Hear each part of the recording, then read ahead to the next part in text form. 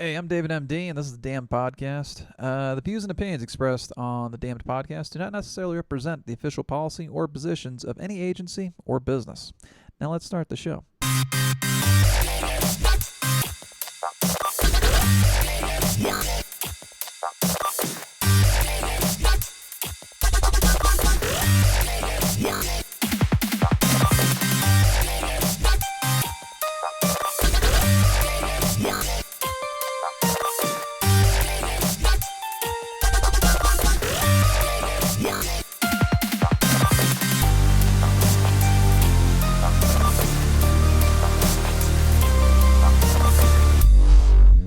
So where are you from originally? New Jersey. I don't sound like it, but yes, I'm from New Jersey. Which part? A little town called Maywood, which if you've ever heard of Hackensack or Paramus, I'm sandwiched right in between both of them. Okay, gotcha. Bergen County, the most populous county in America. Holy shit. Yes. Did not know that. Mm-hmm. Which is so weird because that's pretty close to New York City. Uh-huh. So. It's a bedroom community. Everybody lives there and works in New York. Oh, that who the makes hell can sense. afford to live in Manhattan for crying out loud? Exactly. $1,700 a month for this. Your little post Plus stamp in the city. utilities. Fuck that, dude. So did you? So you went actually? All right. Yes. Start in New Jersey. Yes. Do we see comedy influences early? Oh, or? yeah. All right. Ever since I was a little kid. I mean, a TV junkie, obviously, because I was born in '69, dude. That's actually when this house was built. So, there you go. So, TV was, we had Saturday morning cartoons, and, pop culture was becoming a thing, and it wasn't just, there wasn't, it was really kind of like not really maybe a renaissance, I guess, because a lot of that stuff was coming back with Warner Brothers, and they were putting them on, Bugs Bunny and all that stuff. But then there was also a lot of the classics, Laurel and Hardy, the Three Stooges, the Marx Brothers, Abbott and Costello to an extent. So, Hell yeah. there was all that stuff. I had a very broad early comedy education, let's just say. I studied the original masters all the way up until the contemporary. So, Hell yeah. I don't know so much about it now. Like, you can name like 15 comedians who have been on Comedy Central in the last year. I'm like, who? Not because of anything.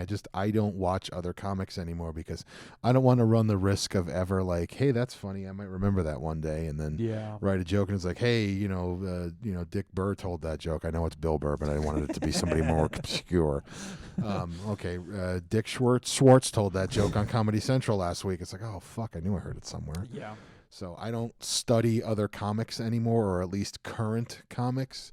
So if I if I tell Bill Cosby's joke from 100 years ago, it's like, oh, that's Bill Cosby's joke from 100 years ago. Who gives a shit? Fuck that guy. No, but you know what I mean, though. They sue you from prison. It's like everybody, or like a Richard Pryor or a George Carlin or something. It's like, oh, that's a Carlin joke. Everybody knows that's a Carlin joke. Come on, and I'll even say George Carlin said, Yeah. So that's really why. I mean, unless I've interacted with you directly or you're on my Facebook or whatever, I'm not going to be able to sit there and talk about all the guys who are on Comedy Central and all the guys. It's not because I'm a snob, not because I don't care. That's just me. So you don't consume any stand-up comedy? Very little. On a regular basis. Okay. Very little. Okay. Yeah, David Delgado. Sorry, David Delgado. It's one of the first things he told me. Is there's Fucking no love Mexican that guy, Daves. by the way. Same here. He said he doesn't watch any comedians for the exact same reason, which I think I should have learned that too, because early on, I started doing stand-up in 06. I was trying to be a little Lewis Black, and that's a very distinct, know. So I didn't find out that my style is similar to his until I saw his stand-up. What year was that? What was the first HBO thing that he did? HBO on Broadway. Black on Broadway, yeah, Black on Broadway. I was still in high school, so 03, 04, possibly 05. I remember watching it, I'm like, I kind of do that. The delivery, not the material, just like delivery. Yeah. Like I remember he's like, I don't really have a joke for this because I'm not that fucking funny. Yeah. It's like that's kind of me. I mean, I'm not literally like that, but the whole, you don't know if I'm going to explode from 1 minute to the next kind of thing. But you've seen my stand-ups. Exactly. How long have you been doing stand-up? How old are you? Born in 86. I'm 34. As long as you've been alive. Holy shit. Yes. Okay. Wow. I did my first stand-up in 1986. Was that in Jersey? It was in the Poconos. Oh, nice. I've lived in the Poconos. That's awesome. Yeah, Caesars Brookdale on the Lake in Okay. Scott Run, Pennsylvania. It's not there anymore. It's still there, but it's not open anymore. Okay. Was that a old golden era stand-up comedy joint, or was that just a? No, it was one venue? of those typical, family day camp things, like, the Pocono version of the Catskills, but it wasn't really for stand-up. It was just my friend's family had a timeshare there, and they would go every year, and then that one year they invited me to come along with them. Okay. So, yeah, and it was just, talent night. So they're like, why don't you go up and go? And they had been going there for a couple of years, so, like, they knew everybody, and so they knew the social director, and, like, talked to him earlier, and, like, see if you can convince Matt to come up. And he's like, oh, yeah, I heard we have another act. I heard Matt's pretty funny. I was like, oh, Jesus Christ. Oh, God, I don't know what. I was scared shitless. I was 17, and just really just self-conscious, and it's like, they're putting you on the spot. You got to do something. You don't want to. So I was like, all right, well, at that point I was pretty much, I did impressions and stuff, and I never really had an act per se. Okay. But I just did impressions, and I just, like, did funny stuff. And I was like, all right, so I'll just do some impressions, and if anybody has any impressions they want me to do, I'll do them. And occasionally I would try to throw in a little bit of a joke or whatever. And so this is all original material. Like, yeah, that's basically. awesome. And it was just, and it was just winging it. I mean, occasionally, like, who the hell was it? Somebody asked me to do, like, Yogi Bear, so I, quoted some other comedian's bit when they were doing a Yogi Bear impression. It's like, hey, Yogi, I don't think the Ranger's going to. Well, fuck the Ranger, boo-boo. Yeah. It's some other comic did that. That's not my bit. But, so, yeah. So you started in the mid '80s, huh? Damn. Yeah. I didn't pursue it much after that for a while, but yeah, that's pretty much when I started, because I went to film school, and I was going into production and television and film production and stuff, and I was going to be more of an actor, not a comedian. Okay. Actor, director. I was going to be the next Orson Welles. Well, I got this part right. Hey. Let me tell you about Ernest and Julio Gallo. So you're No, Paul Masson Chablis. That's right. That's what he wound up doing. That's awesome. You did know that, right? Maybe. In the later years of his life, yes, Orson Welles was the spokesperson for Paul Masson Chablis. I did not know that. Yes. I remember the commercials. Nice. Do you remember the golden age of stand-up? Do you remember the crash? Like what early? Well, yeah, that was the 80s, pretty much like the mid 80s, where pretty much every place had a brick wall. Exactly. And was doing comedy. It's like, Joe's Deli and Comedy Club, Joe's Car Wash and Comedy Club. Joe had a lot of places. Yeah. He capitalized really early.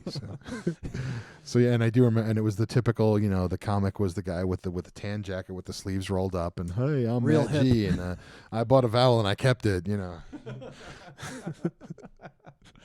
So that was Steve O, not the Steve O that a different comic named Steve O. No, I really haven't followed him. He, I don't know. This was he was on Star Search back in. This is not the same Steve-O from Jackass. No, hell no. He was but it was the whole thing. He was up against. I was a big Howard Stern fan back in the day, like when he was just in New York. Yeah. And Jackie the Joke Man had gotten on Star Search, but he lost to this guy Steve-O, and that was his joke. He was like, "My name's Steve-O. I bought a vowel and I kept it." Damn. So when was your? Or at what point did you start, like, consistently, like, either going to open mics or finding gigs or? Here and there, there would be an open mic or something that would pop up. Or comedy was kind of more of like a hobby kind of a thing, because I was more concentrated on the production aspect of it. So from like that late 80s to like late 90s, I was kind of doing comedic acting and funny stuff, and I had done a radio show in college, and which was comedic, and so I wasn't really doing stand-up per se, but I was like doing comedic type productions and things like that. Okay. And then I didn't actually start doing like stand-up big, like, again, full-time on a regular basis, because I would do occasional stand-ups here and there, but actually, like, honestly, like pursuing it was back again in 2013. Okay. Or no, sorry, 2012 rather. No, 2011. Hello. So pretty much the modern era of comedy form. Yeah. So you didn't have to like rewrite your brain because the 80s stand-up comedy is like a completely different animal. Oh, it is. You know. Yeah. None of the material I used back then is good now. Yeah. I mean, some of it, yeah, but What's yeah. the deal? Like the hacky Seinfeld. Who won it? No, I can't say something like, what do 25,000 battered women all have in common? They don't fucking listen. No, you can't tell that joke anymore. God. Why does my wife have 2 black eyes? Because I told the bitch twice. No, those are not my jokes. I have never told them. We do not condone No. domestic violence on the Damned podcast. No, because you will be damned. That's right. Let me put it to you this way, all right? And I'm going to say this in all complete seriousness. Men do not hit women. Think about that. Shake the shit out of them. No, men do not hit women. Truth. Okay? You know what I'm talking about. Absolutely. So, So, so it sounds like the production side of life bounced you around a little bit for a while. yeah. Okay. Yeah. So I went from New Jersey to. Well, I worked in New York for a while for a production facility a couple doors down from CBS. So I had a lot of famous neighbors. And then I had done a bunch of like stuff. I had stayed in New Jersey until the end of 2001. Just bouncing around doing a bunch of stuff between New Jersey and New York here and there. Obviously took the typical customer service job occasionally just to be able to pay the bills and stuff because you have to have something to fall back on so that you can pay your bills and you have health insurance and maybe a pension or some sort of retirement. So don't ever fall for that shit. By the No. way. Chase your dreams. It's 10 times less true now than it was then, but yeah. Gig economy, people. It's coming, and it's going to put all that shit on its head. Seriously, I retired from broadcasting basically because I don't have to fucking work for anybody else anymore to make enough money to live. No. I can deliver Grubhub. I can deliver DoorDash, which I do. I'm on Grubhub, DoorDash, Postmates, Uber, Lyft, and Instacart. Do you have a tag for that? Like I have the enough- handle? I have enough side gigs to have a full-time job. Fuck yeah, man. Actually, Grubhub's enough for a full-time job. Really, the other ones I only do like if Grubhub slows down. Okay. Slow. See, I do a DoorDash thing. I think because I pay for that subscription, and the wife pays for the Grubhub, and good to go. Cool. Do you work this side of town or no? Wherever they send me. Okay. Yeah, the whole city is my delivery region. Oh So, wow. yeah. Okay. Can you like narrow it down to like where you want to work? I mean, or- obviously they try to get you stuff that's closer to where you physically are. So it's not like I'm here right outside of Fort Carson and I got to go up to the Air Force Academy. yeah. It's not quite that bad. But there's been times where I've had to pick up stuff like on Woodman and deliver it to airport. That sounds like the real life version of Crazy Taxi. Did you play that video game? Yes, I fucking love that game. I love it. What I hate about the arcade version was you were standing the whole time. They didn't put you down in the seat. Yeah. You literally had to adjust the Could you pedals Can standing you up. imagine if Like, they had that where it was like interactive and you could like move and Dude. feel it and so. Oh my god. that was a crazy ass game. I remember one time I was still living in California. There was like doing this big, huge liquidation auction of pinball machines and video games and whatever. Hell And it yeah. was over like 2 days at this big, huge place, and they had all the games set up free play, so you can obviously test them out. And and of course they were selling them off one by one and stuff. And there's the auction going off, and there's like 50,000 people going like playing all these games. I played Crazy Taxi for like a half an hour that day. The game is badass. Oh yeah. One of my favorite ones was Silent Scope 2, I think it was. Was it like a sniper game? Yeah, it actually had like a mounted sniper rifle, and then inside the scope, it had a screen. Oh, nice. So like it acted like it was zooming into the screen. There. Uh-huh. That was badass. Cool. Look at that. Nice. Yeah, I mean, I go back to like Pong and Pac-Man and stuff. I mean, I was, from the very beginning of video games. So Hell yeah. could you imagine what it's like for me going from Atari 2600 to first-person VR shooters? Yeah. We go plug in the Call of Duty when we're done. Jesus Christ, I can play with like 75 people around the world, and I feel like I'm there. Jesus, this is a long way from The 16-bit or the 8-bit. I think it was 8-bit on the Nintendo. Yes, that was the Pac-Man theme. Fair use. If this gets flagged, that YouTube algorithm is sensitive as fuck. Fair use. There you It go. wasn't even 8 bars. Fine, or is it 4 bars or however many? I don't know. We'll get the I just keep saying fair use, so it's okay. that releases every legal thing. That's right. So, so you grew up. Wow, mid In Jersey over there. Yeah. So from New York, you moved to Los Angeles. Oh, damn. See. Same thing with the video production or the. Well, I had always wanted to move to Hollywood, go to Hollywood, be big Hollywood, Hollywood. Yeah. How long did it take for the the sparkle to come off of the LA dream? No, I never actually lost it. I still have a bit Really? of the bug because things happen that kind of put a lot of things on hold. So there's a lot of unfinished business. Let's just say. Okay.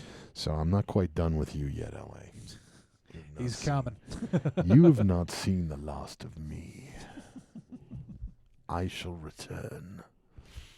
At that point, so were you doing stand up in New York City? I had just occasionally here and Okay. there, but nothing to any. I should have now because it's like, in retrospect, you realize it's like you have no idea how close you are Yeah. to not only sometimes a scary death, but also tremendous amounts of huge opportunity and success. I mean, if I had been going into the city around that time into New York and hitting the clubs, I would have been with like the Adam Sandlers and the Chris Rocks and the Kevin Jesus. Jameses and the Billy Gardells and Patton Oswalds and all because those guys were all around the same. Patton Oswalt worked out in New York City. Occasionally he would, Okay. yeah. But they're all the same clique, basically. Yeah. 'Cause Okay. you see, they all still work together, actually. So I could have been Mike on Mike and Molly. I could be the voice of Adam Goldberg. You know what I mean? Because Jesus. I literally worked with those guys. I could have been the King of Queens. Who the fuck knows? But I had issues with performing for one thing and wasn't really as versed in how it all kind of worked, and I just thought, I guess, well, I'll just show up and maybe, whatever. I wasn't really schooled in how it all worked, and I just, like I said, and I was more into doing production and more behind the scenes stuff, Okay.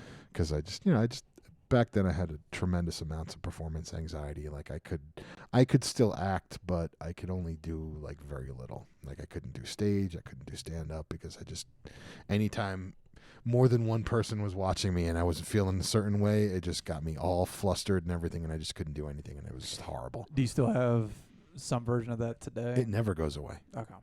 And how I've come to cope with that was I saw an interview with Christopher Plummer. Okay. If you don't know who he is, that's your problem.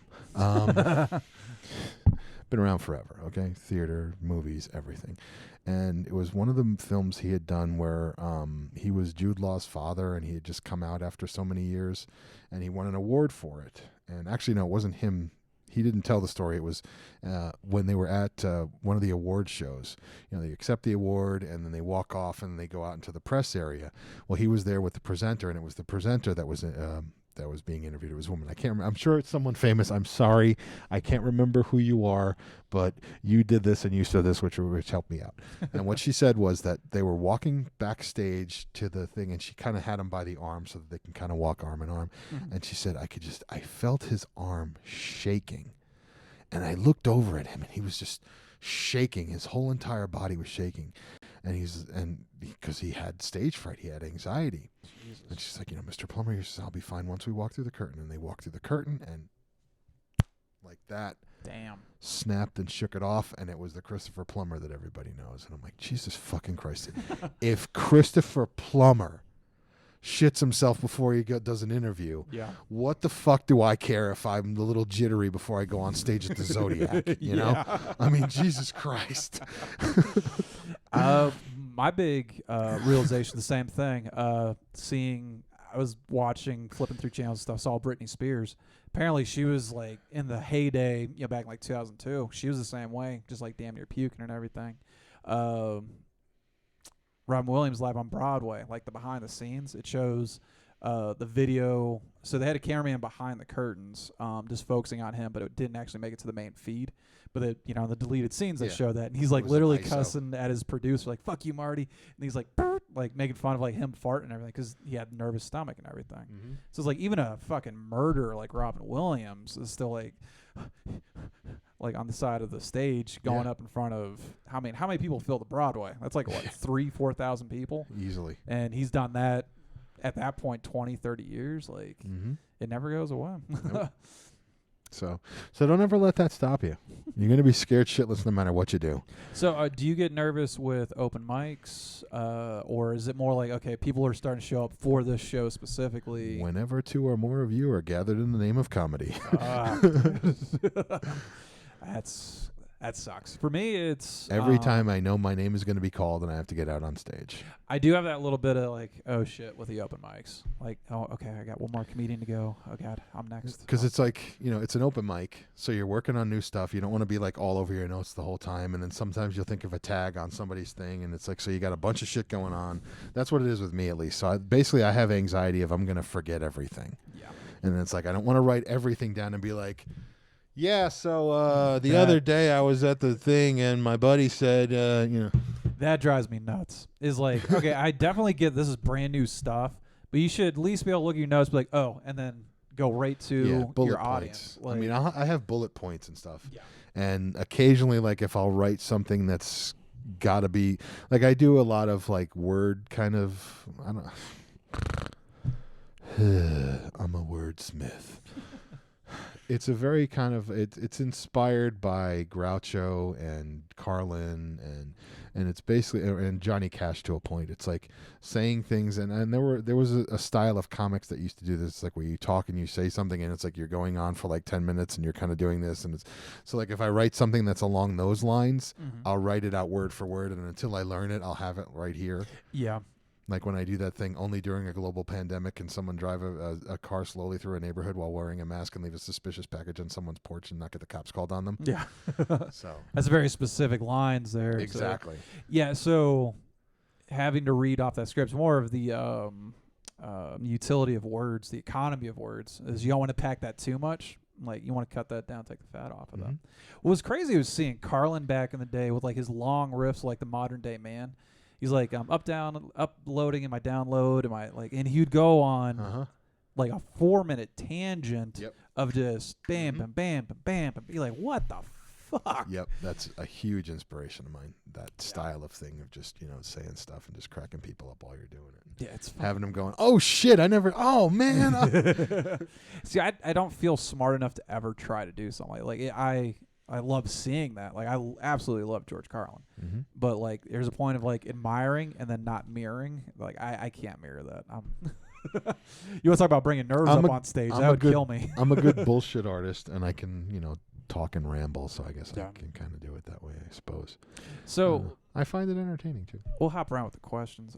With your writing style, is it you're going through life, something hits you, and then you could start going into that rhythm? Or is it you sit down and be like, okay, today I'm going to write about something? I have ADHD. I could never do that. No, basically it's something happens and I think there's a joke there. Okay. And then I make a joke out of it. Because basically it's a coping mechanism, to be honest, because if you don't already know, comedy equals tragedy plus time. So, and for me, Thanks, Tina. I got a tight 15 out of your crazy ass. That time for me is about a millisecond. So I can make a joke about something right after it happens because that's how I'm coping with it. I have to find the comedy in everything because if I'm not laughing, I'm going to be slitting my wrists because I'm, manic depressive with suicidal tendencies. So I have to laugh at shit. Otherwise, there's a couple times. I was telling jokes at my father's funeral about my father being dead. So that's actually the first place I discovered dark humor was my uncle killed himself, and my mom was just going through the dark jokes like through the whole funeral. Obviously, she wasn't blasting in front of the whole thing, but like you definitely heard the sidebars of her, just making these dark jokes. But like dark jokes, how people cope with shit. Like I hate when people go, "Ooh, that's dark. You shouldn't do that." Fuck you. How about that? It's my coping mechanism. Fuck off. You know how people say too soon? I say not soon enough. Or it's about time.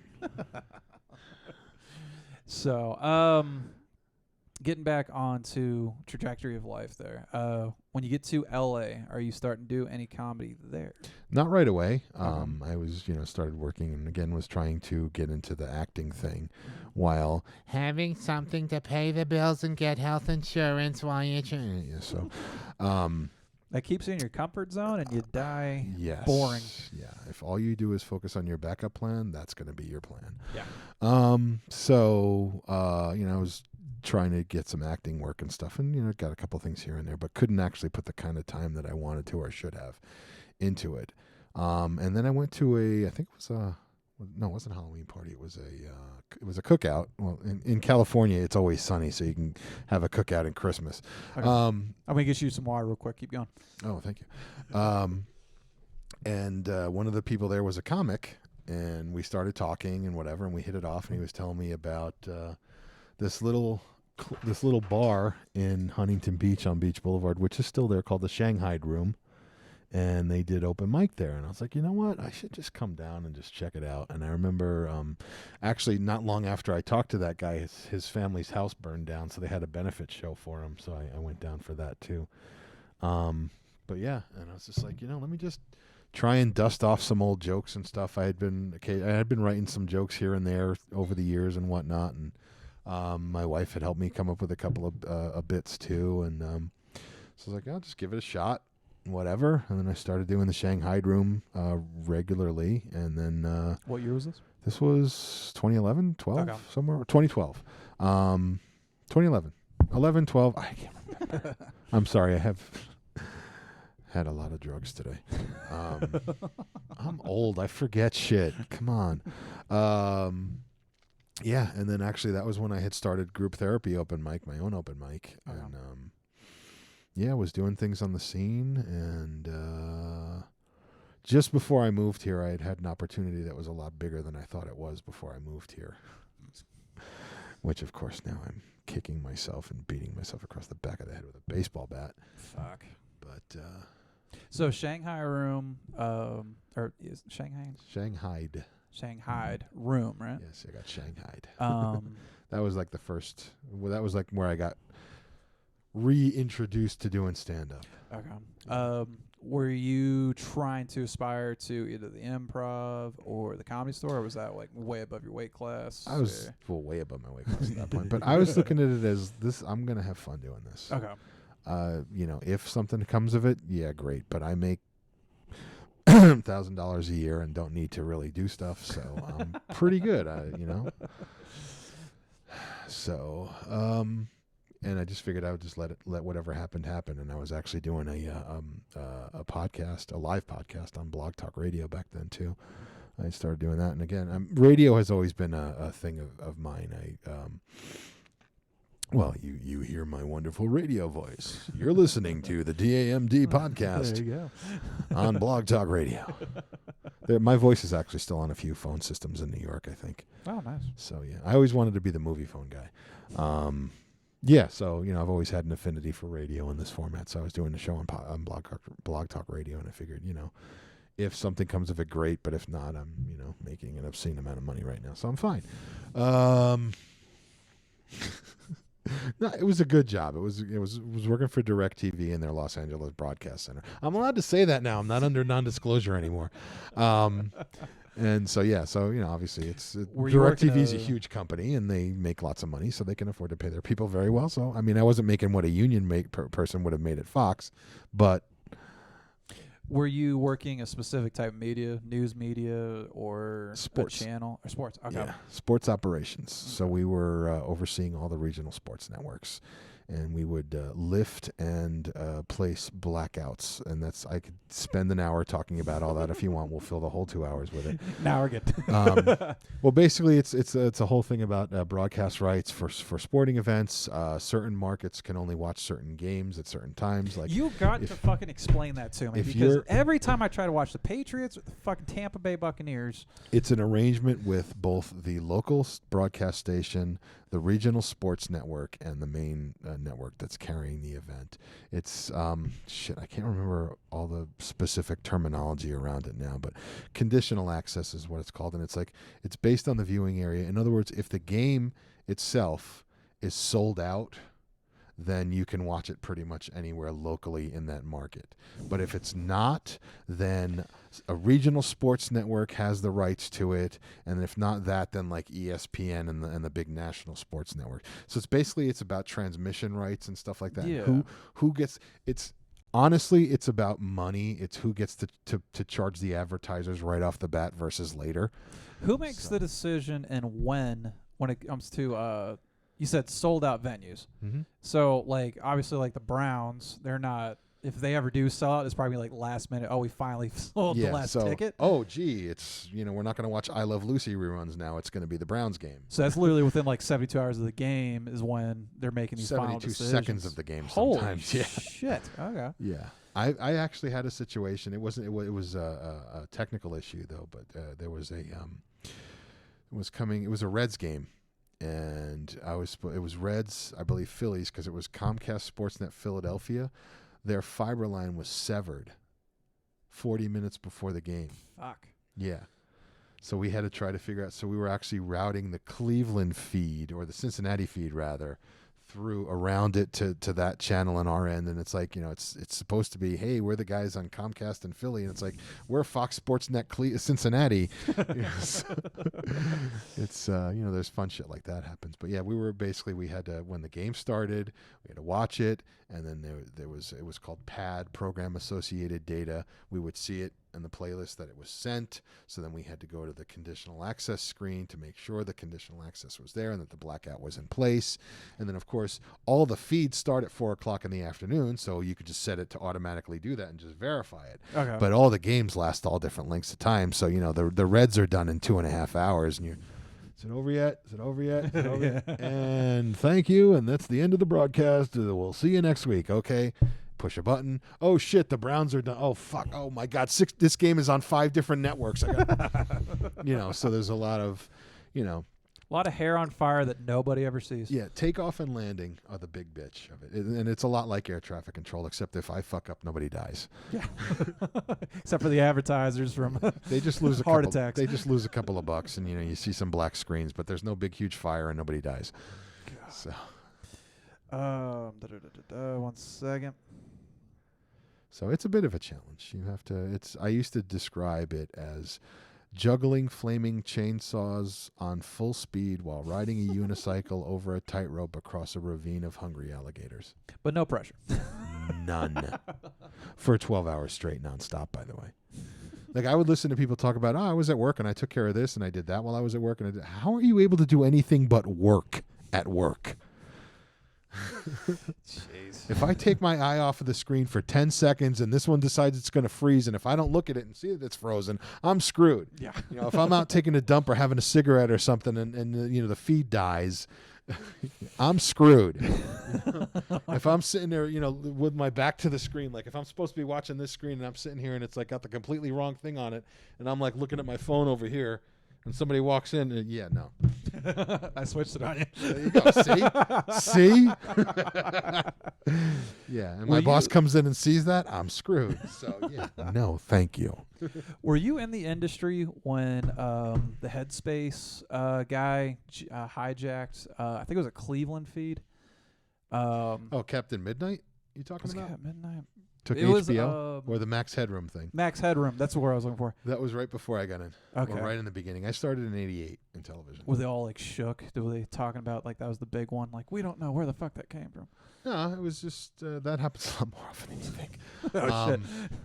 Yeah, it was basically just like, we got to figure out, how did he fucking do that? It's like, holy shit. It's this day. It was basically just, it was more of just a who the hell is it? It's like they know how they did it. They pretty easily figured out how they did it, but at that point it was like, who the hell is it? I want to know who did it. And now it's just like, yeah, we just want to know because it's like we want to meet the guy and say, how the fuck did you?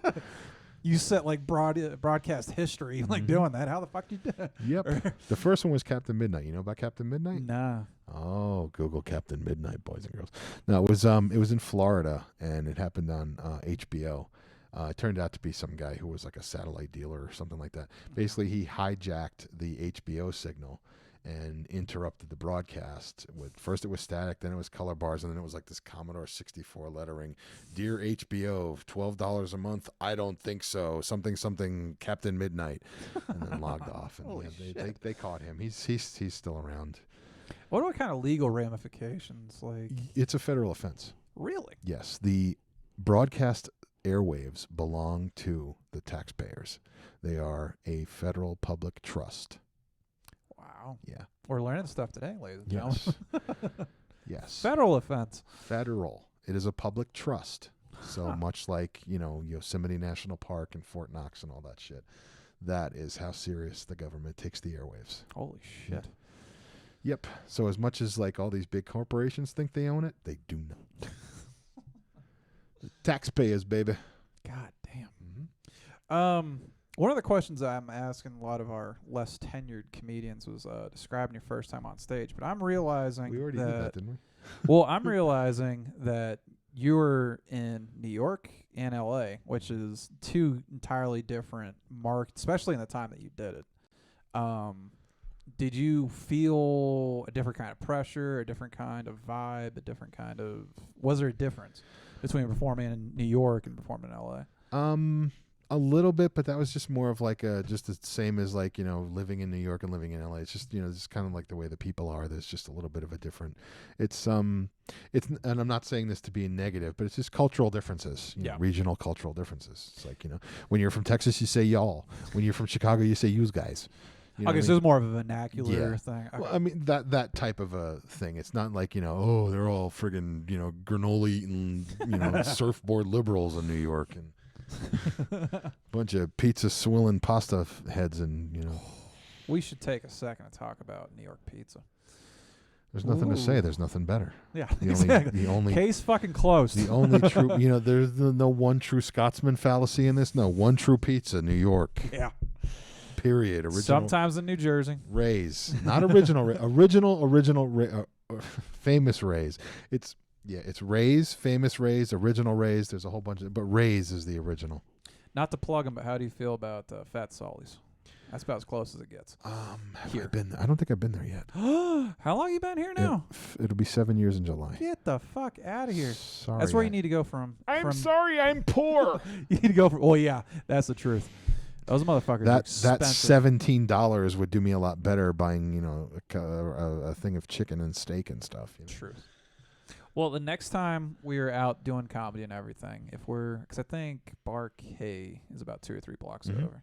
I've heard good things about Fat Sully's. Dude, it's so fucking Slice 420 is pretty good too, but they're very greasy. Not that it's a bad thing, but they're very greasy. Some of the Louis locations are pretty good. Leon Jesse is pretty good if you like snobby pizza. If you want to talk like straight up down and dirty, it's 1 o'clock in the morning and I just want some fucking pizza that's not going to throw up. Go to Roadrunner on Hancock and Fillmore. I haven't even heard of that. Hancock and Fillmore. It's literally like this big. You walk in and it's Chuck and his wife. This is the lobby, okay? And there's the pizza thing over there. There's the oven there, and there's the cash register here. It's Chuck and his wife run the place, and they're open till I think like 2 o'clock in the morning. By the slice or the whole pizza? Both. Okay. Damn. Yeah. Okay. Uh-huh. I was gonna say you're walking in at 2 o'clock in the morning, like. Well, then again, for us, he did it by the slice, but. Okay. Maybe for everybody else he would too. And they've got more than pizza too, but yeah, Roadrunner. It's Hancock and Fillmore. I'm assuming, I don't know if he's, what COVID did to him, if he's still there or not. But fuck COVID, man. But yeah, like I said, if you're late and you don't want to go to like fucking 7-Eleven and get a microwave pizza, no. And they deliver too, so yeah.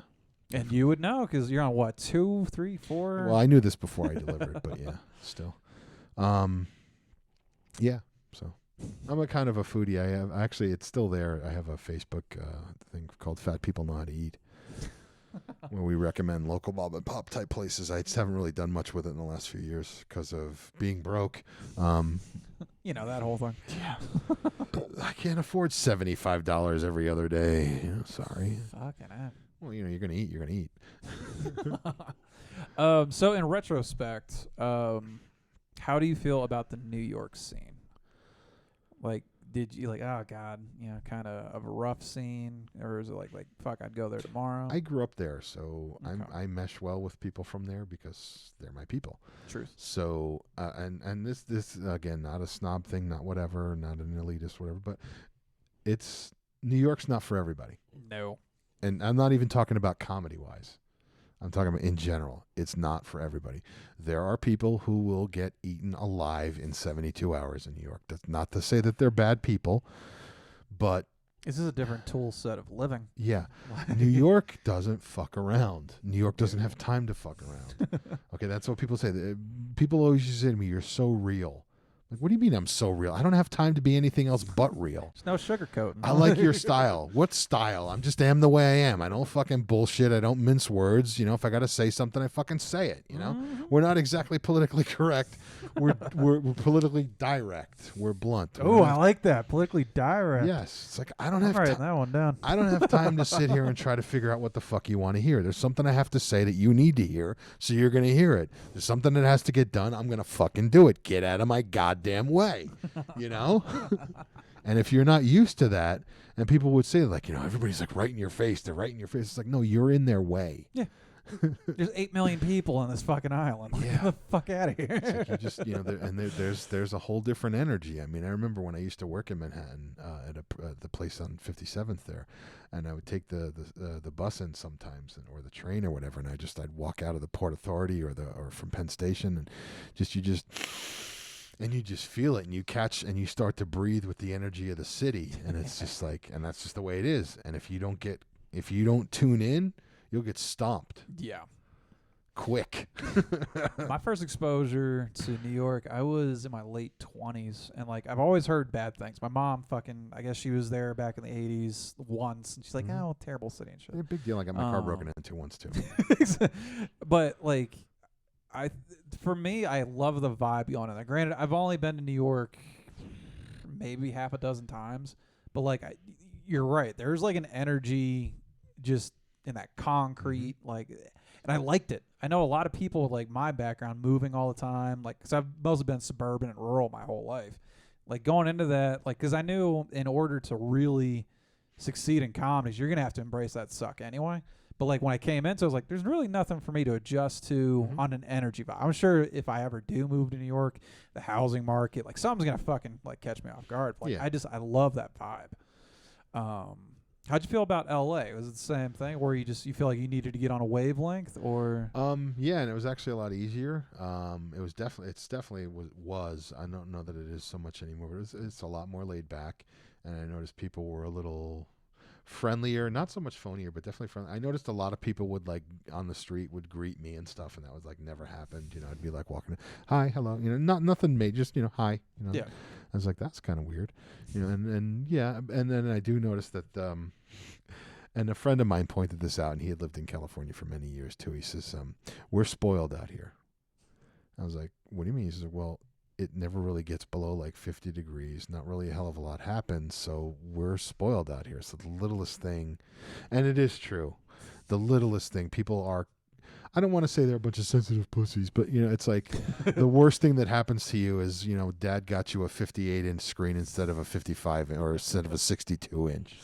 You know what I mean? It's like, it's that kind of thing. I don't want to say like white privilege. It's just, it's a very easygoing lifestyle, so there's not a hell of a lot going on. So the littlest things just make people just fall apart sometimes. Have you been there for an earthquake?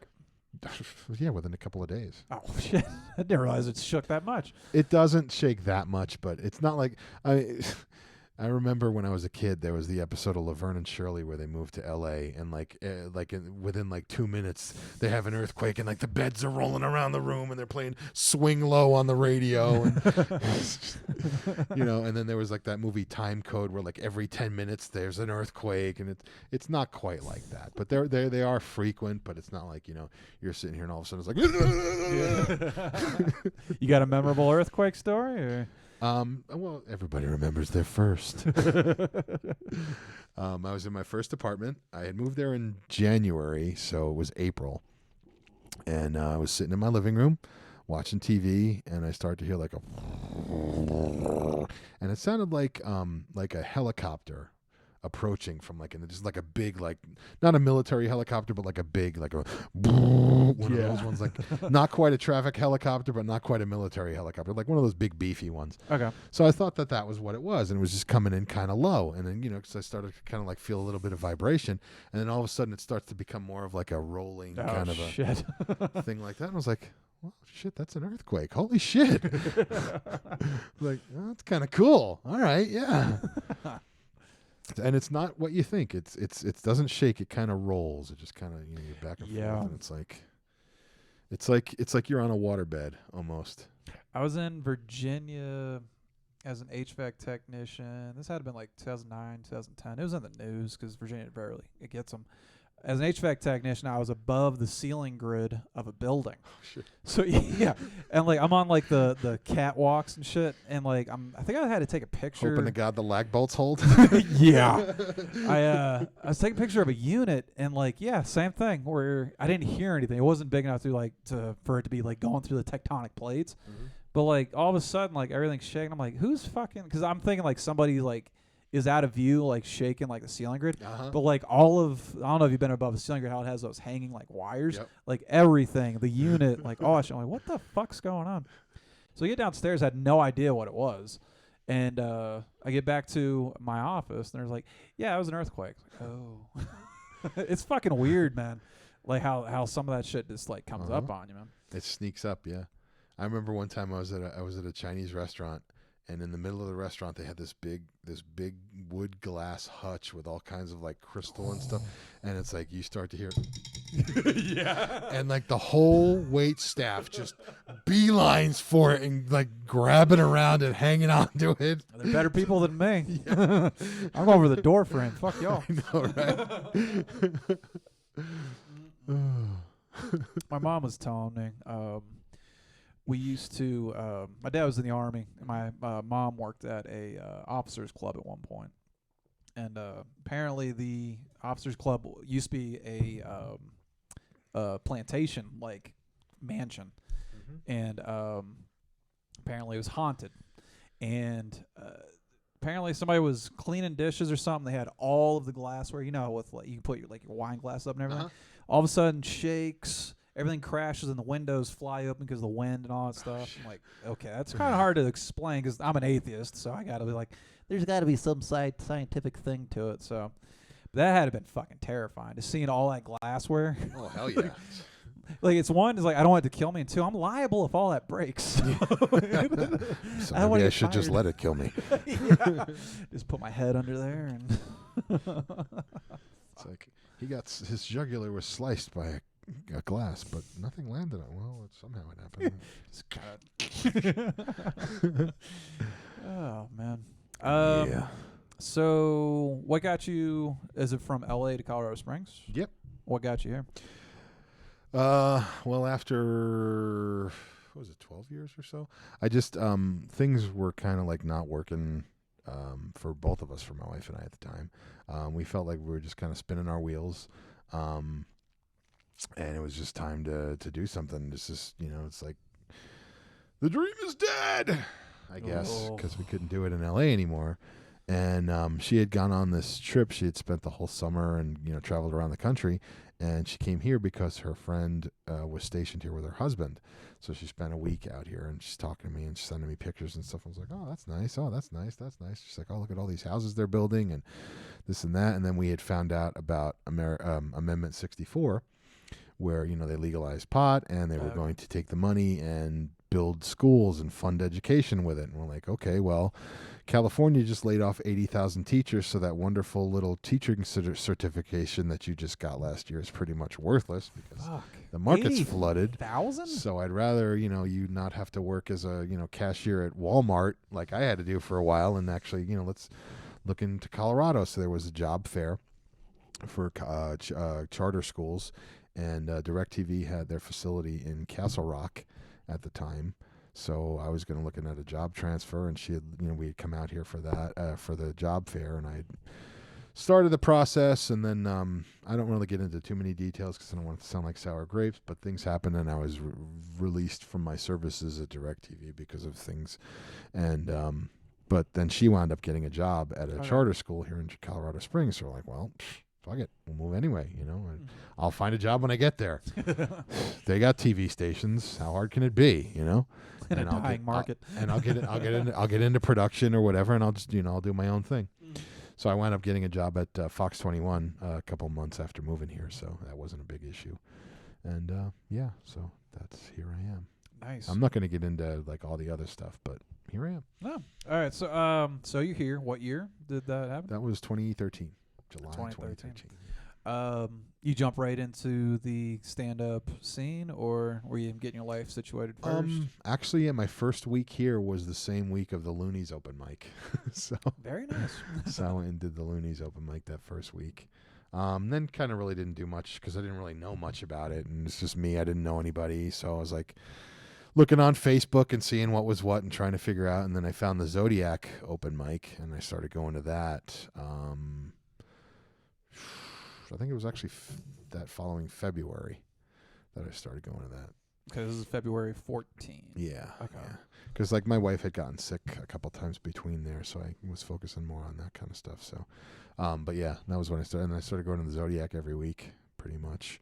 And that was when I started to, meet everybody and learn where everything was. And get on that Comedy Springs on the Facebook. Yeah. God bless you, Mel Clemma. And have everybody say, okay, he's here from L.A. He's older. He's funny. So, like, is he famous, but we just don't know who he is? Is he like a celebrity? Should we kiss his ass? Or should we just ignore him because he's, like, old? Or I don't know. Oh, he's funny. He's cool. We like him. Okay. So you already had established bits like that you've been probably doing for years at that point. A couple of years, but Okay. yeah. So I had been doing LA and Orange County, so at that point for about 2 or 3 years.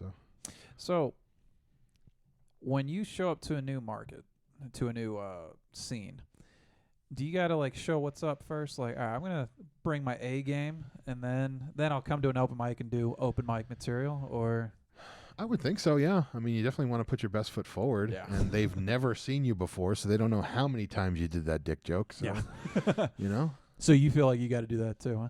Oh, yeah. When I booked a couple of gigs back in New York 2 years ago, and I was just like, well, shit. I mean, even at the open mics, I brought, bring the heat. The heat, exactly. And they fucking loved me, and I wound up getting a week of gigs, and now I've got gigs on standby as soon as COVID lifts and I can travel. Hell yes.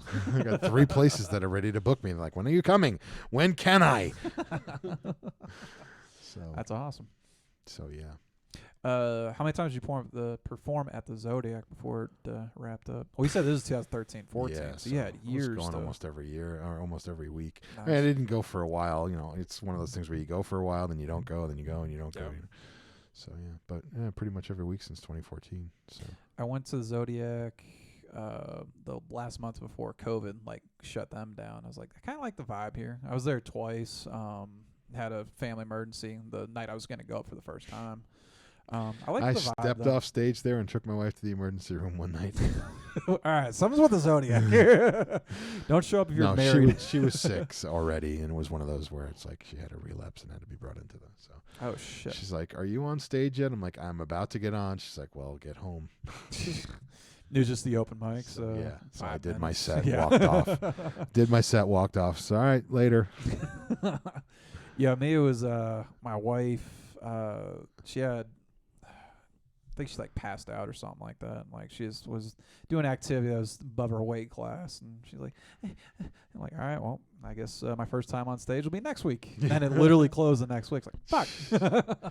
Yeah, now this building's for sale and everything. Fuck. I thought they got bought out by somebody. I don't know. I remember talking to Bobby, and he said he wanted to move the Green Line Grill and expand it into the Green Line Bar and Grill, and but I don't know whatever happened with that or not. I hope it did. So, Bobby, I'm rooting for you, buddy. Best burger in Colorado, the Green Line Grill. Haven't tried it. Hey, just got here. Green Line Grill right next to the Zodiac, or where the Zodiac used to be. The Zodiac people are doing something with Brother Luck, I heard though. So they're coming back. They're not in that building, but there will be another version of Zodiac somewhere. So they're trying to build another scene, because that was kind of like an eclectic scene going on there. You had a lot of people out of left field. That's one of the things I loved about that place was you just ran into everybody. There was no crowd there. You never felt out of place. Yeah, loved it. Yep. I mean, you had everything from just regular average Joes to goths to transgender to transvestites to drag queens to Satanists, exactly. People wearing like all kinds of gauges and shit on their body, and people in cosplay, furries. I mean, it's like Hot Topic grew up and Exactly. opened a bar. Exactly. I mean, it's like if I were younger, I probably would have been like scared shitless of that place, but now I just fucking love it. 'Cause it's like Absolutely. everything and everybody is there, and I love them all. So the greater scene of Colorado Springs, how do you feel about that? Especially with 3 comedy writing like sessions that Brittany's running. Like, are you liking? 'Cause for me personally, I fucking love the scene of like how welcoming it is, how we're trying to like bring everybody up. Like, you liking that? I do. It's an interesting scene because it's small enough that everybody kind of knows everybody. Yeah. And there isn't going to be much like clicky backstabby shit. I mean, there is, because interpersonal relationships, no matter, we could be in a paper office and the same thing would happen with this group. You know what I mean? Yes, The Office. Ha ha ha. But and that's going to happen anytime you get more than 5 or 6 people together. There's going to be personal drama, and people are going to have issues with everybody else. But the scene itself, I mean, it's a young scene. It's This is not going to sound right. It's not a mature scene, but don't take it to mean it that way. It's not a scene that's established. It's a smaller scene, and that's now starting to get bigger as the city is getting bigger. Yeah. So it's we weren't Denver, but we're gonna be soon. You know what I mean? I mean, I've only been here since early 19, and like just seeing all the houses. I mean, hell, I'm moving into a brand new house that's being built right There you now. go. So it is insane seeing how quickly the city is. Same thing with like the Amazon warehouse. Yeah. Like that's That thing changing. is huge. Have you seen that? Fuck yeah. It's even bigger What's his up name? close. Luke Stam. I think he's like a welder or something. He's one of the guys that is in the scene. He's saying that they ordered like 5 miles of handrails for that place. I wouldn't be surprised. The building is gigantic. There's like 7 floors too. So it's fucking nuts. So yeah, I drove past it one day. I was like, holy shit. Have you gone through that new intersection yet? They're on Powers. Yeah. It's not. It's, They're I don't trying think. to, like, I don't think build it's it. done yet. But yeah, it's pain in the ass. yeah, that was fun. That's why I got such a good look at it, because I was waiting 20 minutes to get through. That's the fucking truth. Hey, it wouldn't be Colorado if it weren't for that construction. True, but here he goes getting risky. Well, we're in the Midwest, so it's going to happen. All right, and call me a coastal elite all you want. There is potential for a lot of like small town bullshit to happen in this scene. Like, this scene could very easily devolve into this petty group turf warfare kind of thing, and I just hope it doesn't become that way. Yeah. And I saw factions of that starting to happen. Like, there was this group that went to this place, and there was this group that went to this place, and then it was like, we're better. No, we're better. We're cool. We're the cool kids. No, we're the cool kids. And I'm like, well, I was just here yesterday, and I'm here today, and I'm going back there tomorrow, and I'm going to be here on Wednesday and here on Saturday. So yeah, who's got time for all this shit? I'm just here to make people laugh. Is I'm there not trying to blow anybody in the process. Is there a Like, microphone on a stage with people who want to hear me tell jokes so I can laugh? we have a microphone on stage. We don't have anybody in the fucking audience. I don't care who the fuck you are. I'm not going to kiss your ass. I'm not going to worship you. I'm not going to do all this shit from you. I'm not going to treat you right or avert my eyes or what. No, I don't have time for that shit. I'm too fucking old, okay? My father literally held hands with the Pope. I'm not impressed because you're a scene queen in Colorado Springs, okay? I'm not impressed. Scene queen, I like Yes. All right. I'm really not impressed by anyone here. Thank you very much. Not to say that I think anything less of them. I think the world of them. We are all equals is all I'm saying. Absolutely. Okay? No one is any better or worse. I may tell sucky jokes sometimes, but I may tell some funny ones too. That's what open mics are for. I mean. Exactly. But I don't follow that whole, like I said, that whole scene politics bullshit. You got to kiss this one's ass and kiss that one's ass. And you got to hate this one because this one likes that one. It's like, no, I just want to tell fucking jokes. Okay. You have an opening, you got a spot, fucking call me. I will tell jokes. Okay. I'm going to be non-controversial. People will laugh. And that's it. And I'll go to fuck home. Okay? That's all. See, that's New York. I don't have time for this bullshit. Just let me tell a fucking joke already. I don't have time for the drama. I'm already 3 miles down the road. Exactly. So it's like I'm somebody's grandfather. I don't need this shit. I've been saying that a lot lately. I'm somebody's grandfather. Usually it's embarrassment. It's like, I'm somebody's grandfather. Someone calls me grandpa? Shit. Oh, fucking hell. When it comes to your comedy notes, are you more like a keyword outline guy, or like have you like actually like written it out? Like Usually I'll write it out, yeah. Okay. Like I said, like I'll start with a premise and I'll write that, and then I'll just like fill it in later. And sometimes I'll actually, like, if I have something, I'll go through and like write the joke out longhand, like in book form or script form or whatever. Yep. Just as I'm like, just to kind of put it all together and craft it. Yeah. Kind of thing. It's basically like if you're writing an essay, you got all your different note cards and stuff, and then you just put everything together and write it all out into draft. So it's kind of like a rough draft and then a final draft kind of thing. That's when I'll actually write it up. But then when it comes to performing, then I just have a set list with bullet points and stuff. It's the exact same way. There's definitely times where like, all right, I have the concept. I just need to make sure that it all makes lineal sense. Mm-hmm. And then once you have that like ingrained in your head, cool. That just needs to be a key word on my my notebook and. Good to go. Yep, and then my acting training, I do try to memorize it as much as possible and that also helps with the nerves too. Because if I'm afraid I'm going to forget a joke, I've got it committed to memory, so that's already relieved that tiny little bit of anxiety. Now I just have to hope I tell it right, or that it's funny. I remember every word of it, but is it funny? Did you do acting classes here, or was that? I never actually took acting classes. It was just from experience, just from working as an actor. Okay. Doing theater and independence and TV and stuff like that. Just Nice. Learning from other actors and whatnot. I never took a lesson. Took clarinet. I took clarinet lessons. Oh, nice. I'm a trumpet man myself. Hey now. Yeah. Were you in the school band? I was middle school and tried with high school, but I was like, I got other Third, fourth, and fifth grade. Oh wow. I was second clarinet. Wow. That's pretty young for like that serious of an instrument. At least in my upbringing. No, there were guys who played sax, trumpet, all that stuff. Yeah. Would you trust a third grader with a clarinet these days, though? I had one. I broke mine, but yeah, that's what I'm saying. it was an accident, actually. Oh, what happened? Like when you put it, it comes in like three pieces. There's the top piece, the middle, and then there's the bell. Well, from the middle to the bell, there's a ring, and it's got cork on it, and you're supposed to grease it up and slide it on there. Well, actually, no, it wasn't me. It basically was on there, and you're supposed to pull it straight off, and somebody pulled it off like that. Oh, and snapped it. So yeah. Who? There was a kid though, right? I think it was my brother. Oh, yeah. I think. So he wasn't attempted. He was. It's either my brother or my cousin. So, yeah, three brothers. That's what they do. You still It was chasing the 70s, the 80s. It was a long time ago. You still chasing music or?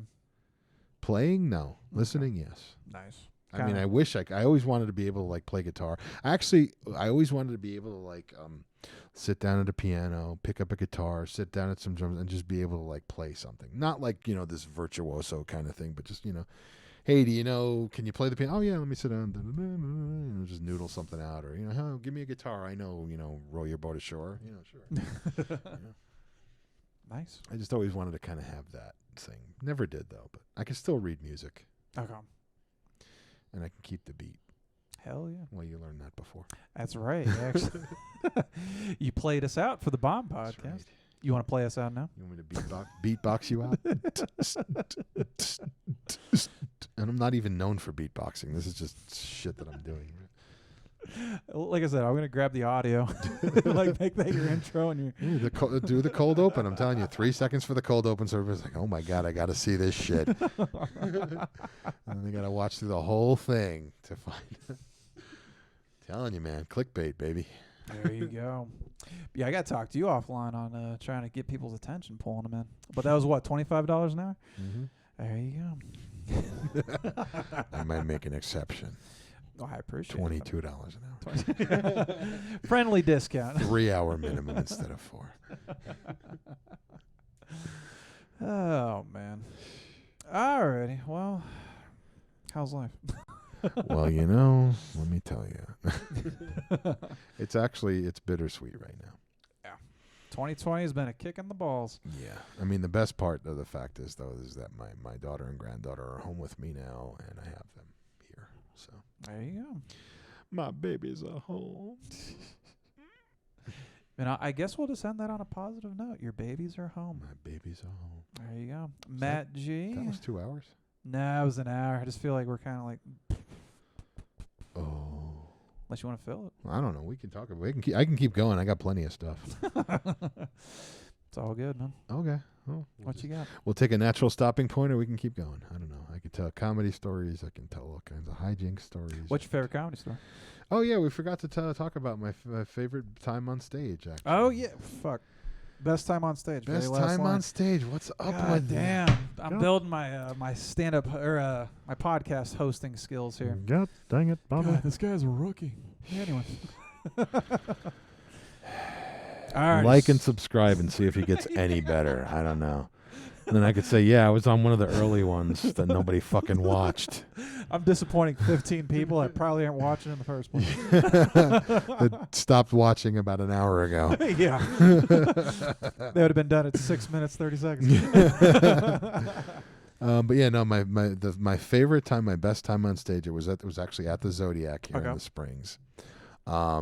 It was, I don't know what was going on that night, but there was something in the water or something, but the crowd was just on fire. There was actually a lot of people had come in because there was a band from out of town that had come in, and so like they had their people and stuff. So basically it was a good crowd. It was a good time of the night where everybody was still, feeling it.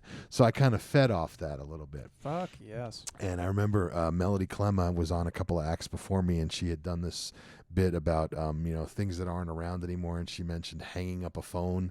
Like nobody actually has a phone that you have to hang up anymore, and I tagged off of that, and that kind of got me started with the crowd. And I was like, well, forget about hanging up a phone. How about just slamming the phone? Fuck yeah. When you're pissed off at somebody? You got this thing, and it's like, yeah, well, fuck you.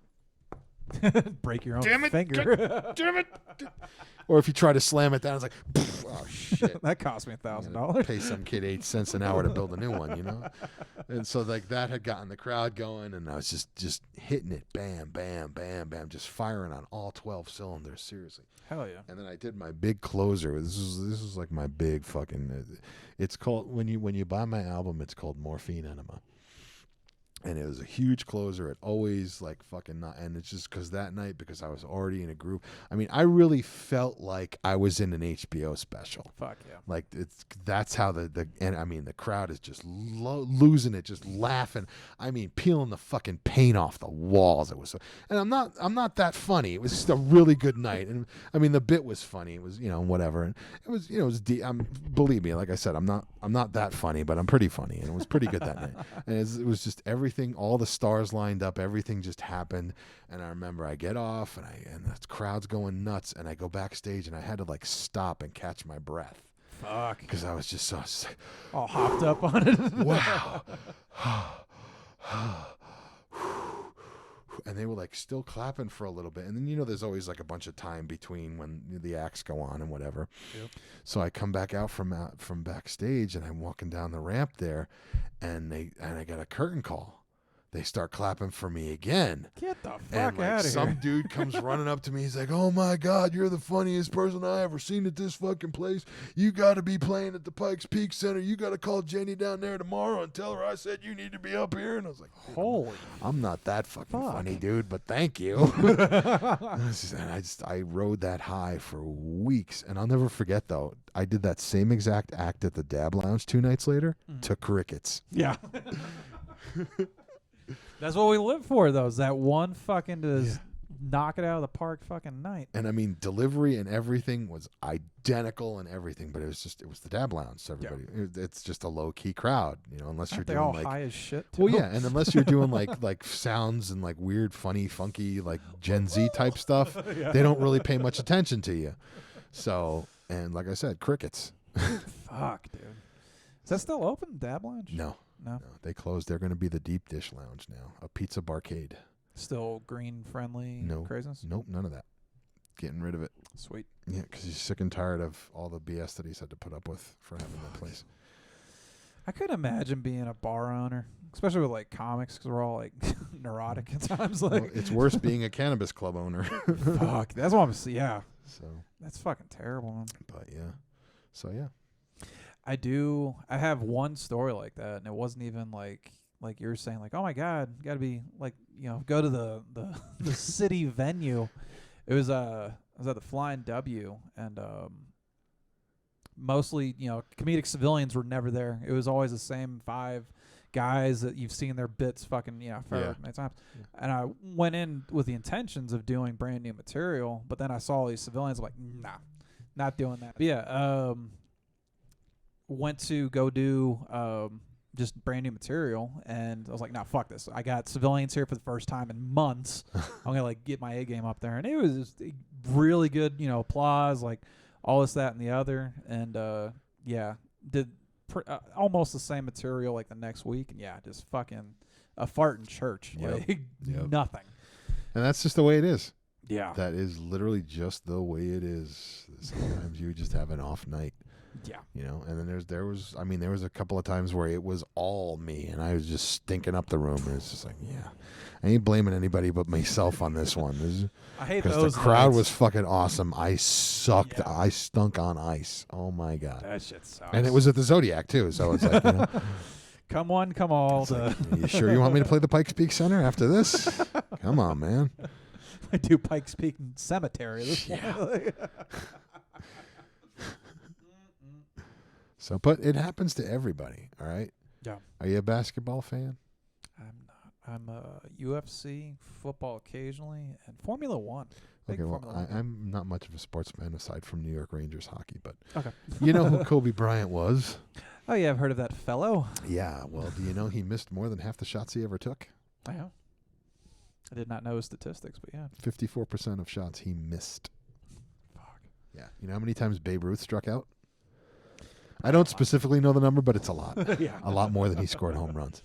So, and it's like the Christopher Plummer thing. It's like, the balls roll funny for everybody. It happens. On any given. Well, you follow UFC. I'm sure you watched a lot of WWF or wrestling back in the day. Yeah, back in the day. Gorilla Monsoon always used to say any wrestler on any given day can be defeated. Yeah. For any reason. It's the truth. Well, when athletes, performers, everybody has an off day. Yeah. There could be any number of reasons, any number of factors, or just... I think Jordan mentioned that in his Hall of Fame speech, didn't he? He's like, the reason why I'm like this is because I failed so many fucking times. The trick is, do you learn from that failure and move on, or do you just wallow in it and stay miserable like I did for too many years? Fuck. I focused more on production and acting because I was scared to death of stand-up, because the second time I did stand-up, you could hear the rain outside more than you can hear the crowd. Okay, that shit sucks. Yeah, so I probably, if I still have the tape somewhere, I just remember listening to the tape, and you can hear. There's one point where you can hear the rain outside. I had just finished doing a Jackie Gleason on the Honeymooners impression, and you can hear the rain outside. Yeah, so and I stopped doing stand up for a couple of years after that. Damn, that scarred the fuck out of you. Yeah. Well, you've got natural, inborn stage, anxiety and stage fright and all that shit, performance anxiety. So that's going to happen. So I was like, you know what? I'm staying behind the camera. I'm just going to act. I've had a couple stinkers that put me off stage for like a month, like 45 days. But it was one of those things kind of playing against the resistance of that anxiety is like, all right, if this hurts me for 45 days and I'm like just at the beginning of this thing, like I can't let that, push me off that much. God. Well, but you're in a much better headspace now though. Like, maybe. In 2019, I quit comedy 7 times.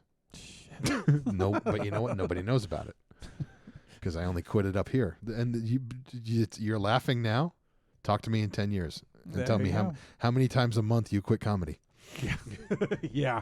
All right. There's a lot of comics out there who are in the fucking comment section going, "Son of a bitch, he's right. I quit just now, and I'm going." What was that? I think that was a Dangerfield joke. He's like, I quit comedy once. Give you an idea of how well I was doing. One guy at my fan club. Yeah. I was the only one that knew. I was the only one who knew I quit. I'll tell you how I was doing at the time I quit. I was the only one who knew I quit. I'll tell you, how you doing, baby? Okay. There you go. Now the questions are coming back to me. I never knew Rodney, but I knew people who knew Rodney, so I can... Did you ever perform at Dangerfields? I was supposed to, but then they didn't open up that night. It was the same night I did Broadway. Okay, so you done the Broadway. Okay, now we can start talking shop here. I don't know why the fuck I pulled the plug on this. I don't know, dude. What's God up with damn. that? These rookies with their fucking podcasts. Fucking Okay, so almost performed there. Which room did you perform in the Broadway? I don't know what it was called, but it was in the basement. Basement. Okay, so that's the industry room. With the brick wall. And industry room. You didn't see the YouTube clip? I gotta go. So your food thing. I saw that website. I don't remember seeing anything else. I'm sorry. You bastard. Yeah. I even sent you to it when you asked me about it. I was like, yeah, check my YouTube page. Yeah. I have to go through that again. I'm looking like a real fucking schmuck So right now. youtube.com/MattG675. You can see my set at the Broadway Comedy Club. And there's a couple of other sets on there, too. There was one at Coffee Exchange here in town, Speakeasy Vape Lounge. I think that one's still up. Okay. So it's like everybody says you shouldn't post a full set, so I try not to. I wish I learned that. I had a dedicated fucking channel to my open mics, full sets. It's like you record it, yes, but don't post it. Don't post it, you fucking Post idiot. it. So what I'm going to start to try to do is like to record more often video, because I always record audio. Yeah. Because got to review the game tape. We can get into that if you want, but I want to start to record more video and then just take like, bits, obviously. Yeah, fuck yeah. And then from the videos that I do have, I'm going to start pulling bits out and then take the full length ones down and just put in the little bits. And then, because then those are, it's shareable that way. It's like, hey, that's one funny joke that I can share to somebody. Yeah. It's not Show up 5 and minutes I'll of give you 15. Well, not only that, it's like, I'm gonna share this on the website. It's like, okay, somebody want to sit through my 5-minute set to find that one funny joke, or am I just gonna pull that one funny joke out and say, boom? Yeah. You know what I mean? See, with me, I was like, oh, it would be cool to see like famous comedians back in their open mic days. Uh-huh. Like I was that fucking delusional. Like who the fuck would want to see, Carlin working the same joke, for 6 fucking months? Oh, I'm more delusional than you. That's pretty fucking hard to be. Because I was like, well, there's all these videos of all these comics doing the same bit, on the Carson Show and on Letterman and on HBO. And it's like, well, no, you're an idiot doing it at the Zodiac and at the Speakeasy and at Bar K. And it's like, nobody gives a shit about you. It's like, yeah, they want to see Sam Kinison do the desert joke because it's a fucking funny classic bit. And yeah, it was hilarious when he first did it. So yeah, there's 50 million clips of it because he was on television doing it. On television.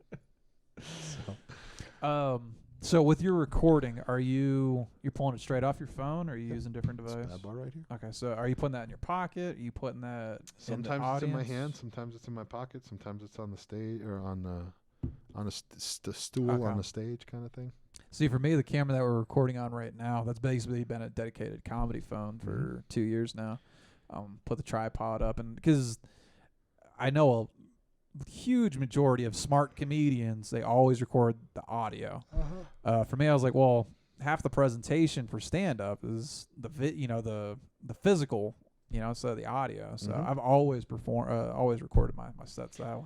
See, I was I've just a dumbass. I got sets. I've got like bits. Hell and yeah. all that stuff right there. And it's all built in notebook, man. Hell or, yeah. or audio record, voice memo and notes. and notes. Exactly. Yes. You don't need anything special or spectacular. I mean, there's apps and shit, yeah, but you don't need them. No. Literally, if you just have something to... the notebook right here. Perfect.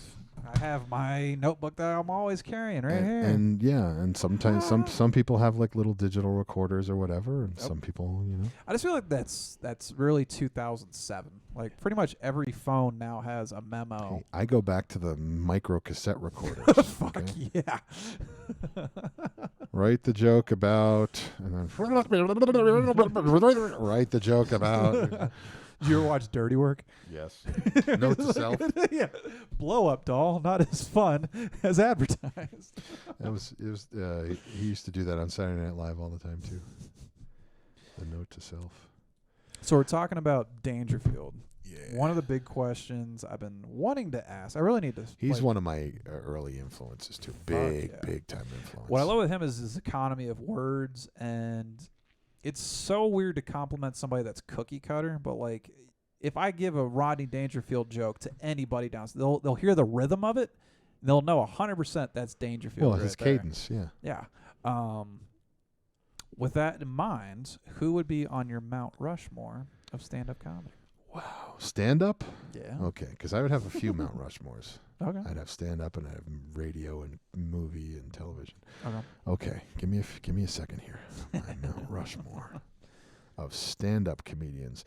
I'm not going to say Robin Williams because I see him as more of an actor than a stand-up, but he would definitely be on that Mount Rushmore Okay. of comedy. people Comedy, in general. acting. Yeah. Okay. Yeah. But stand-ups would be in no particular order. George Carlin, Richard Pryor, Bill Cosby. Let me think. Rodney. Did I say Rodney? Yep. Okay.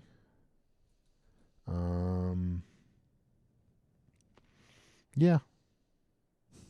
So yeah, that was For stand-ups, that's what it Yeah. would be. Yeah, Richard Pryor, Rodney Pryor. You think he said Carlin? George Carlin. Fuck yeah. Did I say Eddie Murphy? No, he didn't mention Eddie Murphy and Bill Ah. Cosby. Oh yeah, Cosby was the other one. I know Cosby's controversial, but we're yeah, talking. that monument's getting tore down. Okay, all right, but no. Hang on. For many years, I didn't know. You know, I wasn't there. I was a kid. Okay, I knew Bill Cosby himself, the HBO special backwards and forwards. I still know 99% of it. You know, it was just all the other shit aside. I'm talking. He told stories, and I laughed, and I adopted that style, and I just thought. I think he told family-friendly stuff. Like if he was like Louis, and he was kind of like sort of mentioning that he's doing weird shit, like that one's a little harder to separate. But like Cosby's always advertised himself as a family-friendly. Like okay, Yeah, well, like, he's America's father, yeah, America's dad. That was the whole thing. You know, fatherhood, the book, and everything. He was Mr. Huxtable, Dr. Huxtable. Even before that, with the Fat Albert and all that stuff, and you know, it was Mr. Family Entertainment. hell yeah. Did I you remember see, Eddie Murphy did the thing about you cannot say fuck. yeah. What the fuck's a flurger?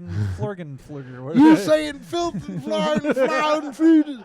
You cannot say fuck. Part of it was because I did such a great Cosby impression. I was the only white guy who could. So. But What was so weird with the Cosby Show was that intro where he like did like some did weird the- interpretive. the jazz hands dance? Yeah, what the fuck? The 80s were so weird, Yeah. and I only knew 4 years of them. I knew them all. My teen years. Is there anyone you're following currently active? Because I mean, you're naming absolute murderers that should be. Yeah, most of them are dead. Yeah. Let's see. Rodney's dead. Carlin's dead. Pryor. Eddie's the only one Ooh, that's Murphy. alive. You're the only one. Yeah. And how he survived, because he made it big, like, what, at 18, 19? How he survived his 20s being as big as he did without dying of, like, an 8-ball? Yeah. I mean, I pretty remember, remarkable. what was it, Especially being Delirious? SNL, too. Was it Delirious where he was in the red leather suit? He was like 22 when he did See, that that. or Raw. I forget. Whichever one it was. Yeah. That's the thing. 22. Stepped away from comedy after changing the industry at, like, 22. Yeah. Get the fuck Couldn't out. fucking believe it. Yeah. It's like, so everybody's like, oh, Eddie Murphy's been around for a long. He must be 100 years old. No, he's like 50, you know. Yeah, you know. Older than that, but he's like, you know. It's fucking nuts seeing what Yeah. he did. And how he, again, how he survived that. Especially, like, 80s, like, cocaine was in the green room, like Don't get me like started. water. There was snow all over the country. He got caught in the snow. This is Arizona. Yeah. Well, there's better stuff. You're closer to the border. Anybody, though, currently that... I don't really follow many of them closely. Like if they come across, I mean, I watched Louis' show for a while, and I thought he was pretty good. I like the way he writes. He's got that, you know, like you're talking about word economy. He knows how to craft jokes. it and looks stuff. so off the top of his head. It's insane. Like, it is really hard to see the formula and the structure with Louis. I like Nick Kroll's show, Big Mouth. That's Okay. pretty, and then, like, you know, the fact that he does characters and stuff, because I do characters and stuff. So, you know, I kind of dig that. I don't really watch his stand up per se. The last actual he does like, stand up? yeah, Okay. the last actual like stand up thing I watched was one of the Bill Burr ones. It's Bad for You, Fuck yes. and he did where he talks about the helicopter thing. And I just, Oh no, that's I'm sorry you feel this way. oh, that's or the it's one. that way, yeah. That's the one. That is a I remember classic. I was watching and he's talking about the helicopter thing. I literally had to pause and catch my breath. I was laughing so hard. I was out of breath. I almost fell on the floor. Like, holy shit. Looking from a comedian's side of the house, the mic discipline on that. I mean, because pretty much that entire bit is mic discipline. Yep. Is, you know, being the pilot, you're talking off from over here and all that. It's fucking nuts what he did with that. A lot of comics don't understand that. No. And it's weird because, you know, you'll have them, it's like, I'm talking really close. And now I'm screaming right into the microphone. Oh. Like, I've had that a couple times here in the podcast already. Like, could you not scream into the mic? if you've ever seen my church bit, I haven't yet. I think I've only seen you live 2 or 3 times. Well, you need to do something about that. There you go. But anyway, I'm talking. Looking at you, COVID. It's I open it up. It's me reading the Bible in the New Urban Version. Okay. So, and it's like, I talk and I'm talking like this, and it's and then at one point, I'll just do the bit. Sure. Let us pray. Our first reading is from the Old Testament, the New Urban Version. If you would all open your Spotify to Genesis, track 1. And it goes a little something like this. Way back in the day, it was dark as a motherfucker up in here. So the GOD came down, looked around, dropped the beat and said, "Light it up!" And it was lit. So a lot of people, actually Justin pointed it out how I do that. He's like, "How do you?" I was like, "Well, it's because you would rather I didn't shout into the microphone." Yeah, it's mic discipline. Especially some of those open mics, it's where nice and quiet. Uh-huh. There's nothing worse than a comedian screaming at the wrong crowd through the mic. Or like there's another bit where I do an impression of the drill sergeant from Full Metal Jacket. So I'm going to do that way off because I can do it from back here and it sounds like I'm talking right into the goddamn microphone.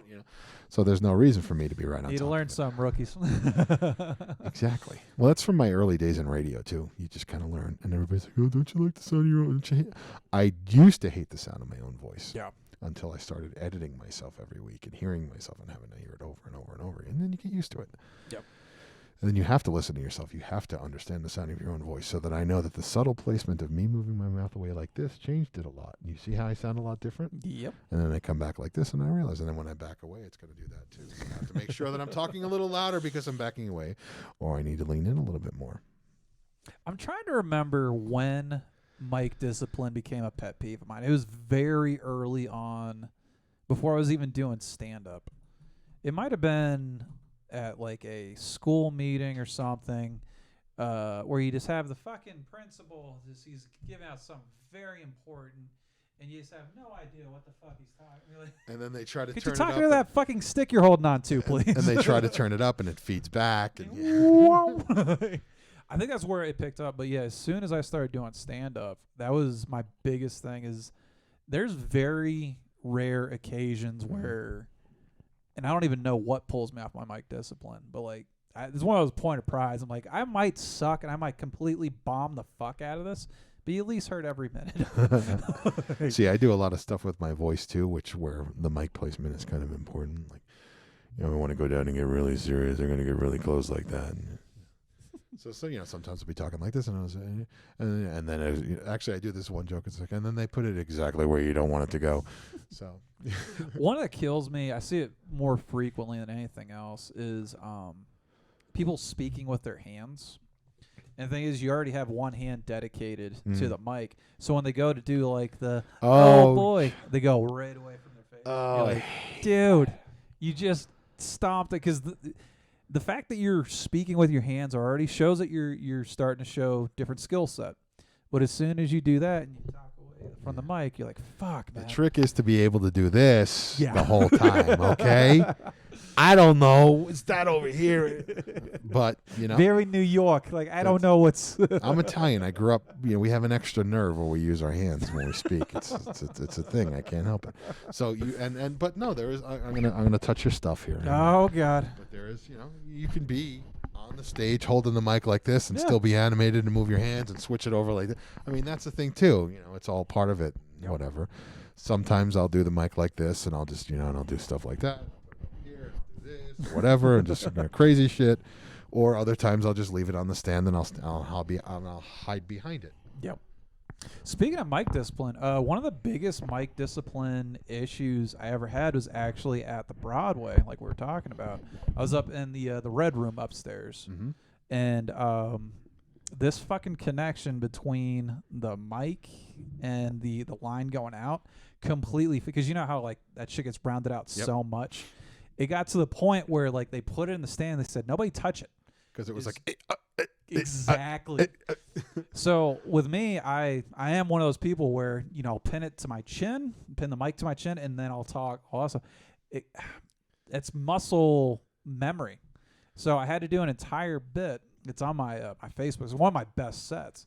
It's because it forced me to like stand in front of my mic as I'm talking about mic discipline, right in front of the mic, and make sure everything was good to go. So it really slowed me down, made everything sound very like contemplative and.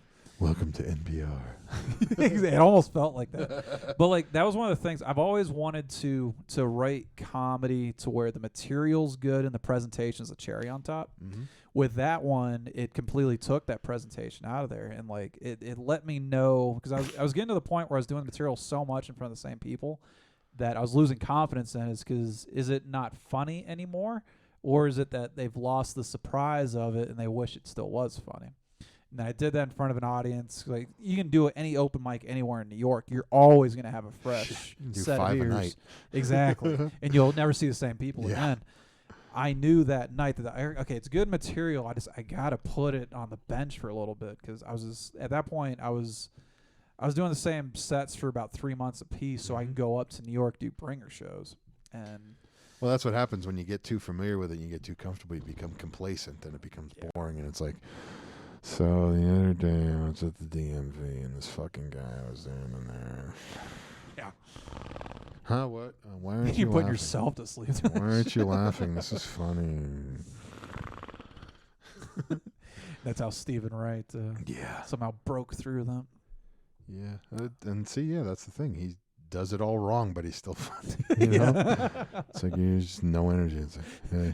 Have you thanks. seen where he brings a guitar out? No.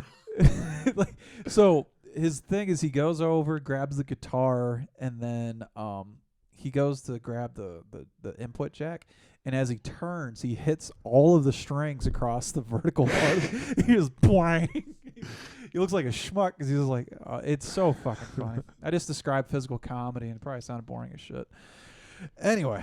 Sorry. It is what it is, yo. And it's funny because you don't expect it from him, but yeah. Favorite venue you've performed at? That's tough. I don't know that I've had a specific favorite. I mean, there's obviously ones that I've been to more often and I'm more familiar with, but I don't know that I have a favorite. Every place has its own little thing. Yeah. Did you ever do the Greenwich Village Comedy Club? Nah. So take all the grime off of a New York City street, put it in a dark basement, and put a fucking mic in there. Well, I guess I know where I'm going when I get back. Dude, Greenwich Village. It's a good place. There's a lot of people that cut their teeth there. It's definitely a springboard that you have to hit multiple times for it to like put you somewhere. Yeah. But oh no, I'm gonna be Mrs. Maisel and get just fucking go up there and show your tits. And yeah, don't get me wrong, it's a great I love the show. It's really cool, but it is completely unrealistic. Okay? Yeah. I actually had a cousin. He's like, "Is it anything like that?" And he's like, "I don't imagine it is, but is it?" I was like, "No. It's a nice little fantasy that some drunk housewife can get up on stage and extemporaneously just go off for 20 minutes and be hilarious just the throwing entire time. punchlines every 7 Exactly. seconds off the top of It's her like, head. yeah, if I had 16 people writing for me, I could do that too. Yeah. Sure. What drives me nuts with that show is there's times where dialogue should take off because there's like a sense of urgency, but it seems like every fucking scene is like, can we slow down? No, they're just talking like New Yorkers. True, but again, you're not hitting hitting a punchline every 7 seconds. Like, oi. But that's how New Yorkers spoke in the 60s. Was it They the kinda 60s still or do was now. it the 50s? It was the late 50s, early 60s. Yeah. Oi. Yeah. Lenny Bruce. Have you ever listened back to that? Yeah, occasionally I have. It's good stuff. Yeah. He was way ahead of his time. Yeah. Especially with a drug overdose. Well, I just remember, people, he had gotten arrested for collecting money for charity, and they thought that he was being fraudulent, and in actuality, he was donating half the money he was collecting to charity. Really? Yep. Did not know that. Mm-hmm. Just goes to show you. How you feeling about that 3 E's that just opened up in the middle of the worst year ever? I feel bad for them. I do. I feel sorry. I like the vibe. I like the writing sessions. It's kind of cool. It definitely seems open and inviting, which is a good thing to maintain. because some environments can be a little bit. Well, I don't want to go there, but it's definitely. Well, that was one of the things I was worried about. Was I don't want it to be a clique. Yeah, and that's what I was going to get at. Was I loved the vibe of the first. I went to the first 4 or 5, but then fucking COVID. Mm-hmm. But I was like, I'm so worried somebody's going to come in here, be the wet blanket of the fucking room, and then they're going to put a stink in there. And then every week, it's just going to be a little bit worse, a little bit worse. And then that person's going to bring in their shitty attitude friend. And I was terrified of that. And I don't know if she's still. I think I got an invite from like a week ago, but like I don't know if she's still doing it. I'm not sure. I haven't been able to make it since the first one because that was right after that I moved my kid here and had to be grandpa. So yeah, I had obligations. Yes, and I can't bring my granddaughter with me because it's 21 and over. So. Yeah, we're all talking about dicks and farts too. Her mother was a corrections officer, so her daycare center was in the prison in Texas. Get the fuck out of here. That's a whole nother. We can actually talk about that a little bit. Well, I mean, in America, in the world, people are wrongfully accused and sent to jail sometimes, and sometimes they're put on death row, wrongfully accused, and sometimes they're fortunate enough to have their innocence proven, and then are allowed to be released from prison. Now, however, they've most likely have been institutionalized because they've been in prison for so long, so they only know what it's like to live on death row. So they have to reintegrate them into society, so they train them and educate them in fields that are in high demand, and obviously childcare is one of them.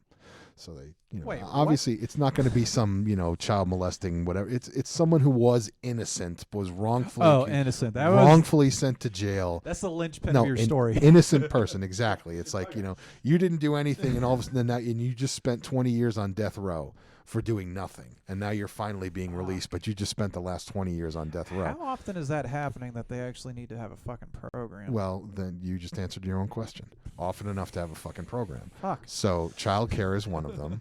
So a lot of the people that work in the child care facility in the Texas Department of Corrections are people who were wrongfully accused and were basically trying to get used to being normal citizens again before they get released, because they don't want.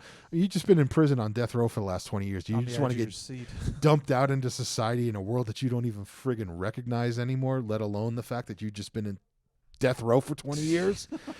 So, so obviously they have these programs to normalize people, to reintegrate them into society and whatever, and to give them a marketable skill. So yeah, a lot of my granddaughter's child care workers were inmates. So. I said, eat your fucking macaroni and cheese. Don't you be throwing that shit. I'll shake your ass. Fuck around and find out.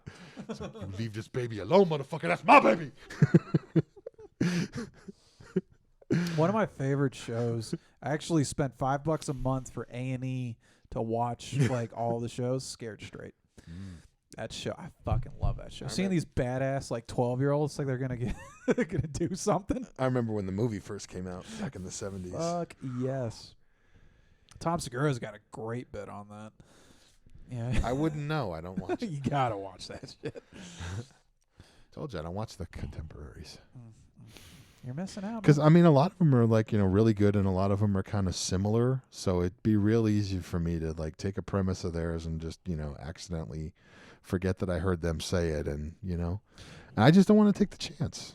I just don't want to be that guy. I keep telling myself I do need to push away from, because that's the only thing I consume is the news, stand-up comedy, and podcast. Mm-hmm. And yeah, if I'm getting up on stage enough and I'm trying to like pull stuff out of my ass, sure, there's that risk of eventually pulling out somebody else's material. Right. And yeah, it's good to know who's who and where everybody is and stuff and all that stuff, but it's just it's kind of like I don't know a single baseball player who watches baseball. Actually, now I was talking about, I ran into these UFC fighters were just doing this tour through, wherever. And I talked to them, I was like, oh, you guys, I'm always watching UFC Pass, like talking about that. They're like, yeah, we don't even have a login for them. Like, UFC doesn't, like, give that to you just for, like, the benefit of being part of the UFC. They're like, fuck no. Mm-hmm. And I was like, well, that sucks. They're like, nah, man, when you train, 18 hours a day, the last thing you want to watch is people fucking hitting each other. Exactly. It's like you got to walk away every so often, So Yep. It's like, first year nurses who all they talk about is nursing. And I mean, it's fine. I'm not going to like pick on anybody, but it does get irritating when you just hear somebody, oh, and I was watching this guy and this guy and that guy and that guy and the other guy and the other guy. It's like, just shut up. Talk about you, That's how my wife feels about podcasts right now. I don't care about, whoever this guy who I never fucking heard of in my life, told a dick joke. So who the fuck hasn't told a dick joke? I mean, give me a break. Oh, and then, did you see this? And did you see that? And, and this guy's going to be here. And that guy's going to, well, that's fine. That's great. Am I on the bill? No. I don't give a shit. I'm out. Are you on the bill? No. Then I care even less. All right. I'll support my friend. It's like, hey, I'm opening for Dave Chappelle. Well, okay, well then, yeah, I'll go and see you open for Dave Chappelle. Yeah, sure. fucking better. I'll break my rule, as it were, of not following another comedian to support you while you're opening for Dave Chappelle. Sure, yeah. If you are gonna break radio silence, I suggest watching Chappelle's first SNL hosting job after Trump got elected, because that one's really intellectually deep. The second one wasn't as good when Biden won. But all of his stuff too, like just seeing how poised he is on stage. That dude looks, because he's been doing it since he's like 16. Mm-hmm. I should probably put him on my Rushmore too. Yeah, because he's up there. He's a sleeper, because it's like you don't really think of him, but then when you sit back and you think, like you just said, it's like everything he's done over the years. It's like, he's a fucking brilliant goddamn comedian. He fucking knows what he's doing. And what's weird with him is he's got the social commentary of Pryor. He's got, not saying that Pryor's not intellectual, he's got the intellectual intricacies of Carlin and other comedians I can't even think of right now. And like the way he doesn't over animate it. It's so like matter of fact. Mm-hmm. And like there's times when you watch a Chappelle like bit and like it takes a while to get there, but you're still locked in because it's his poise. You're just like, I gotta listen to this guy. Yep. And then he finally knocks it out of the park. And like this dude's another breed. Oh yeah, of comedian. It's fucking nuts. To say skilled is kind of seems a little weird, but I mean there is a skill to comedy. There is. It's that yes, there is talent, but there is skills. There are fundamentals. It's like that with everything. There's like the Neos, like from the Matrix, the people that just see the code. Uh-huh. You got Michael Jordan, you got Lewis Hamilton from Formula One, you got Tom Brady. And then you have like Dave Chappelle, where he sees the code. Yep, he's cool. And it just comes naturally. It's a gift, yeah. And that's some people just have that gift. It's just that good. You can't build it. You can't develop it. You can try. Yeah. You can you can only teach some, but there are just some people who just have it. Yeah. That the it factor is a thing. I had that it factor for a while. I don't know what the hell happened to it lately, but but when you've got it, you got it, and everything just it's just. Yeah. And what I hate being a schmuck that I am, like I don't have that with anything. There's nothing that I do on a level like that. Like, I'm just going to be an average Joe for my entire life. As long as somebody's laughing with, not at. Yes. I'm happy. Very distinct difference between those two words. I used to go off stage with remember that a smile is a cure for everything, except for herpes, because you never get rid of that shit. But basically, laughter cures everything, and ha ha ha, and yeah. You can't cry when you're laughing. Yeah. So when you're depressed, you don't want other people to be depressed. So you try to do things to help. Truth. I know what pain is. I know what sadness is. I lived it. I don't want you to. No. I want you to laugh at my pain and sadness. Laugh with my pain. Yes. Like I talk about the traumatic brain injury I received at 18 months old, but it's buried deep in a joke. Yeah. Talking about how old I am when I say I'm, they used to put ashtrays where those cup holders are years old. My parents spanked me when I was a kid, but I turned out to be okay years old. We didn't have child safety car seats. We sat in our mother's unbuckled lap in the front seat of our uncle's car, and if the car just happened to slide off the highway and hit a tree, he went headfirst into the windshield and lived to tell about it. Holy years shit. Old. So that happened, huh? Yes. God. 18 months old. Damn. We were in Italy. I was in my mother's lap. It was 1970. Who the fuck wore seatbelts? There were no child safety things, whatever. Especially in Italy. Yeah. So I'm sitting on her lap, and it was raining. My uncle was driving, and the road curved, and the he was going, I guess, too fast and slid off the road and head on into a tree, and I went into the windshield. Did windshield keep you in, or? Yeah, and then after I bounced back off the windshield, the mirror came down and hit me on the head. Ow. So, yeah, I was 18 months old. I don't remember a thing of it, but I still have PTSD from it. Yeah. I was in a serious car accident in Germany, and it catches you off guard. Like, you don't realize, oh, this is a triggering event. And you're just like, oh, why is my heart rate 150 right now? Like, it fucking hits you, you know? Yeah. Well, it explains all my brain shit. So. Yeah. Is it rainy conditions?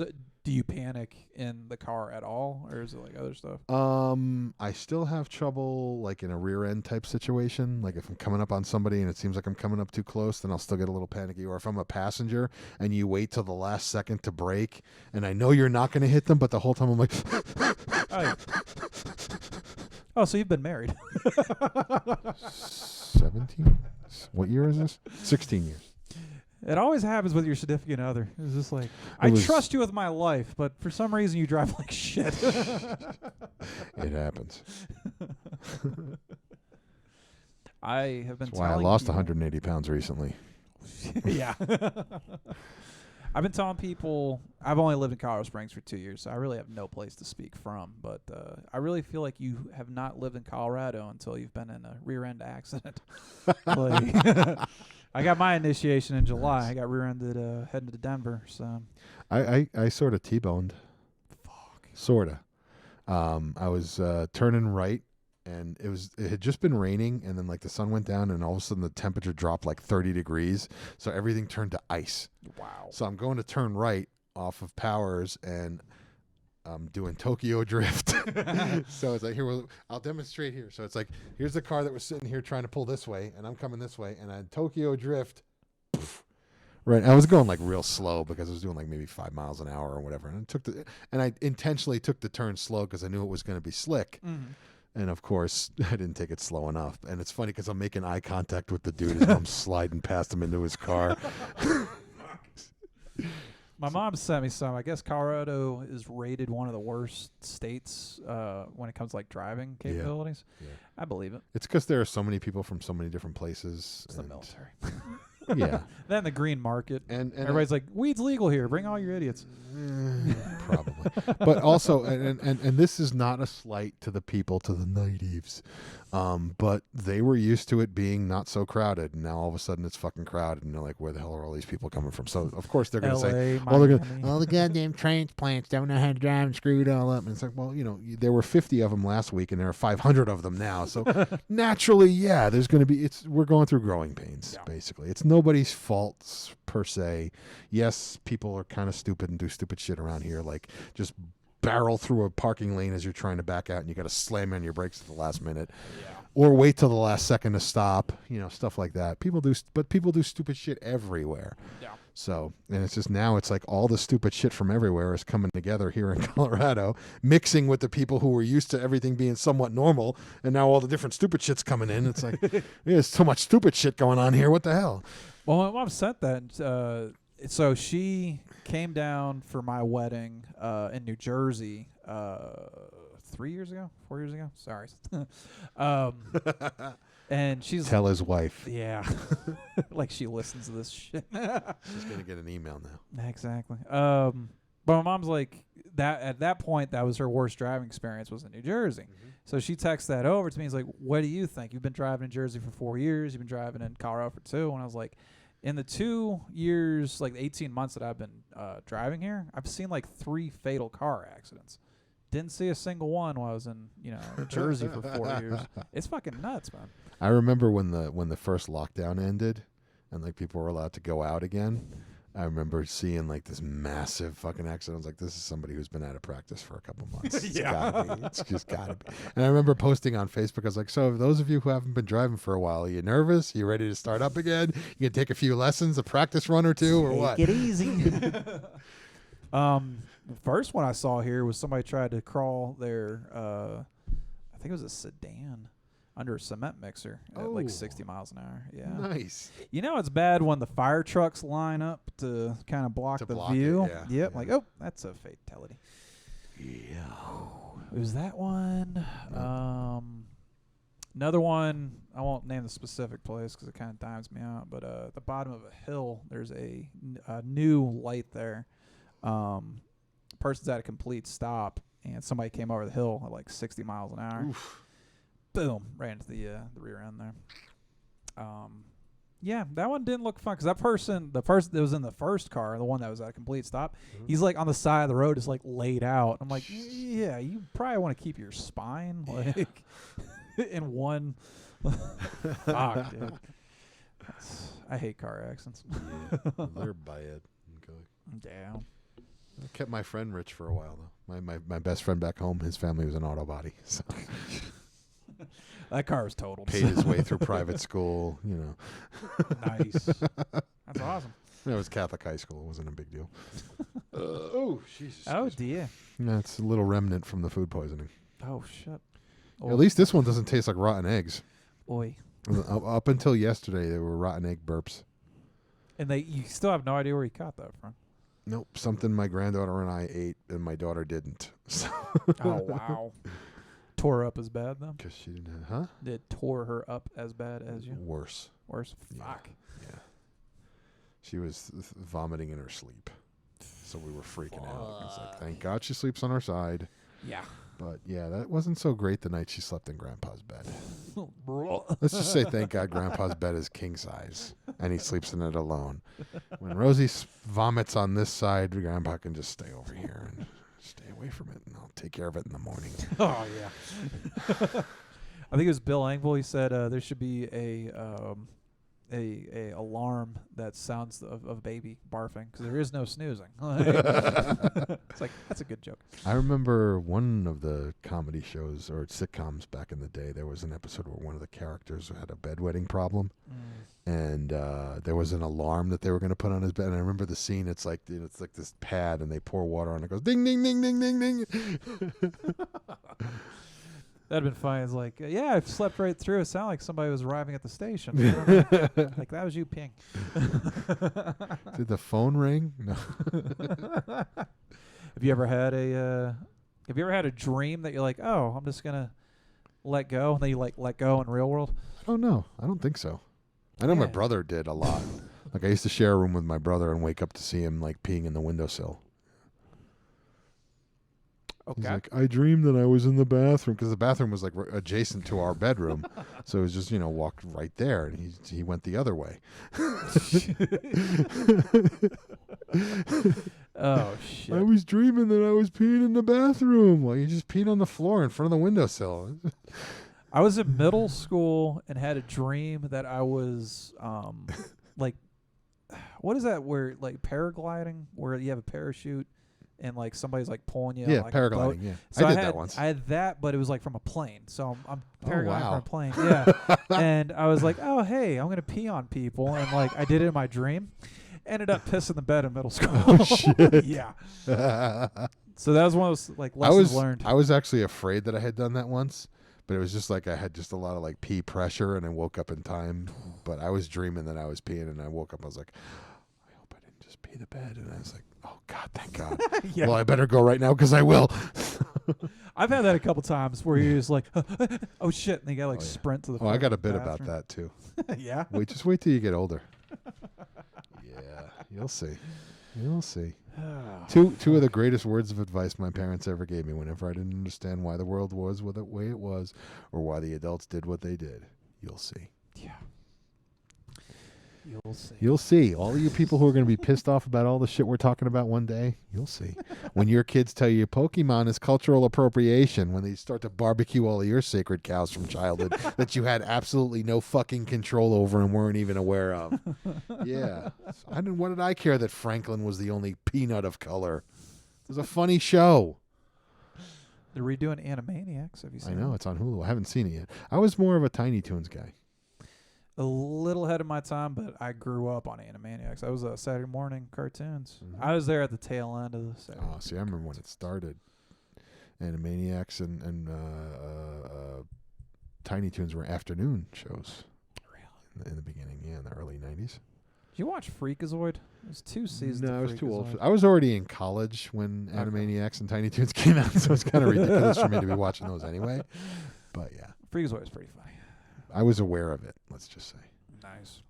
I had a friend who like did voices on One Piece and stuff, and it's not Chinaman. It's somebody from Jersey.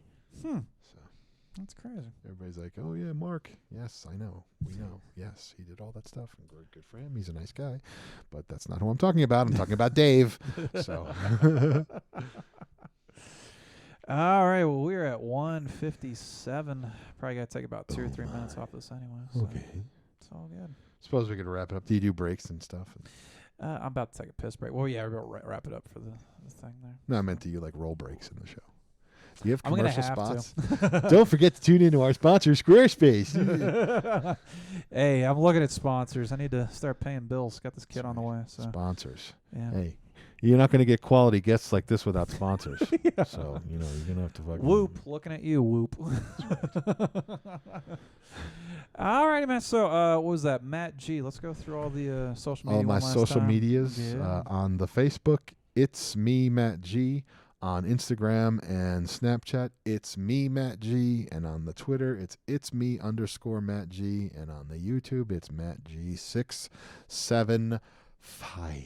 Or Matt G at BigPopOnline.com. Sweet. And all that will be under my table right here. Yeah. And he's going to post something right here.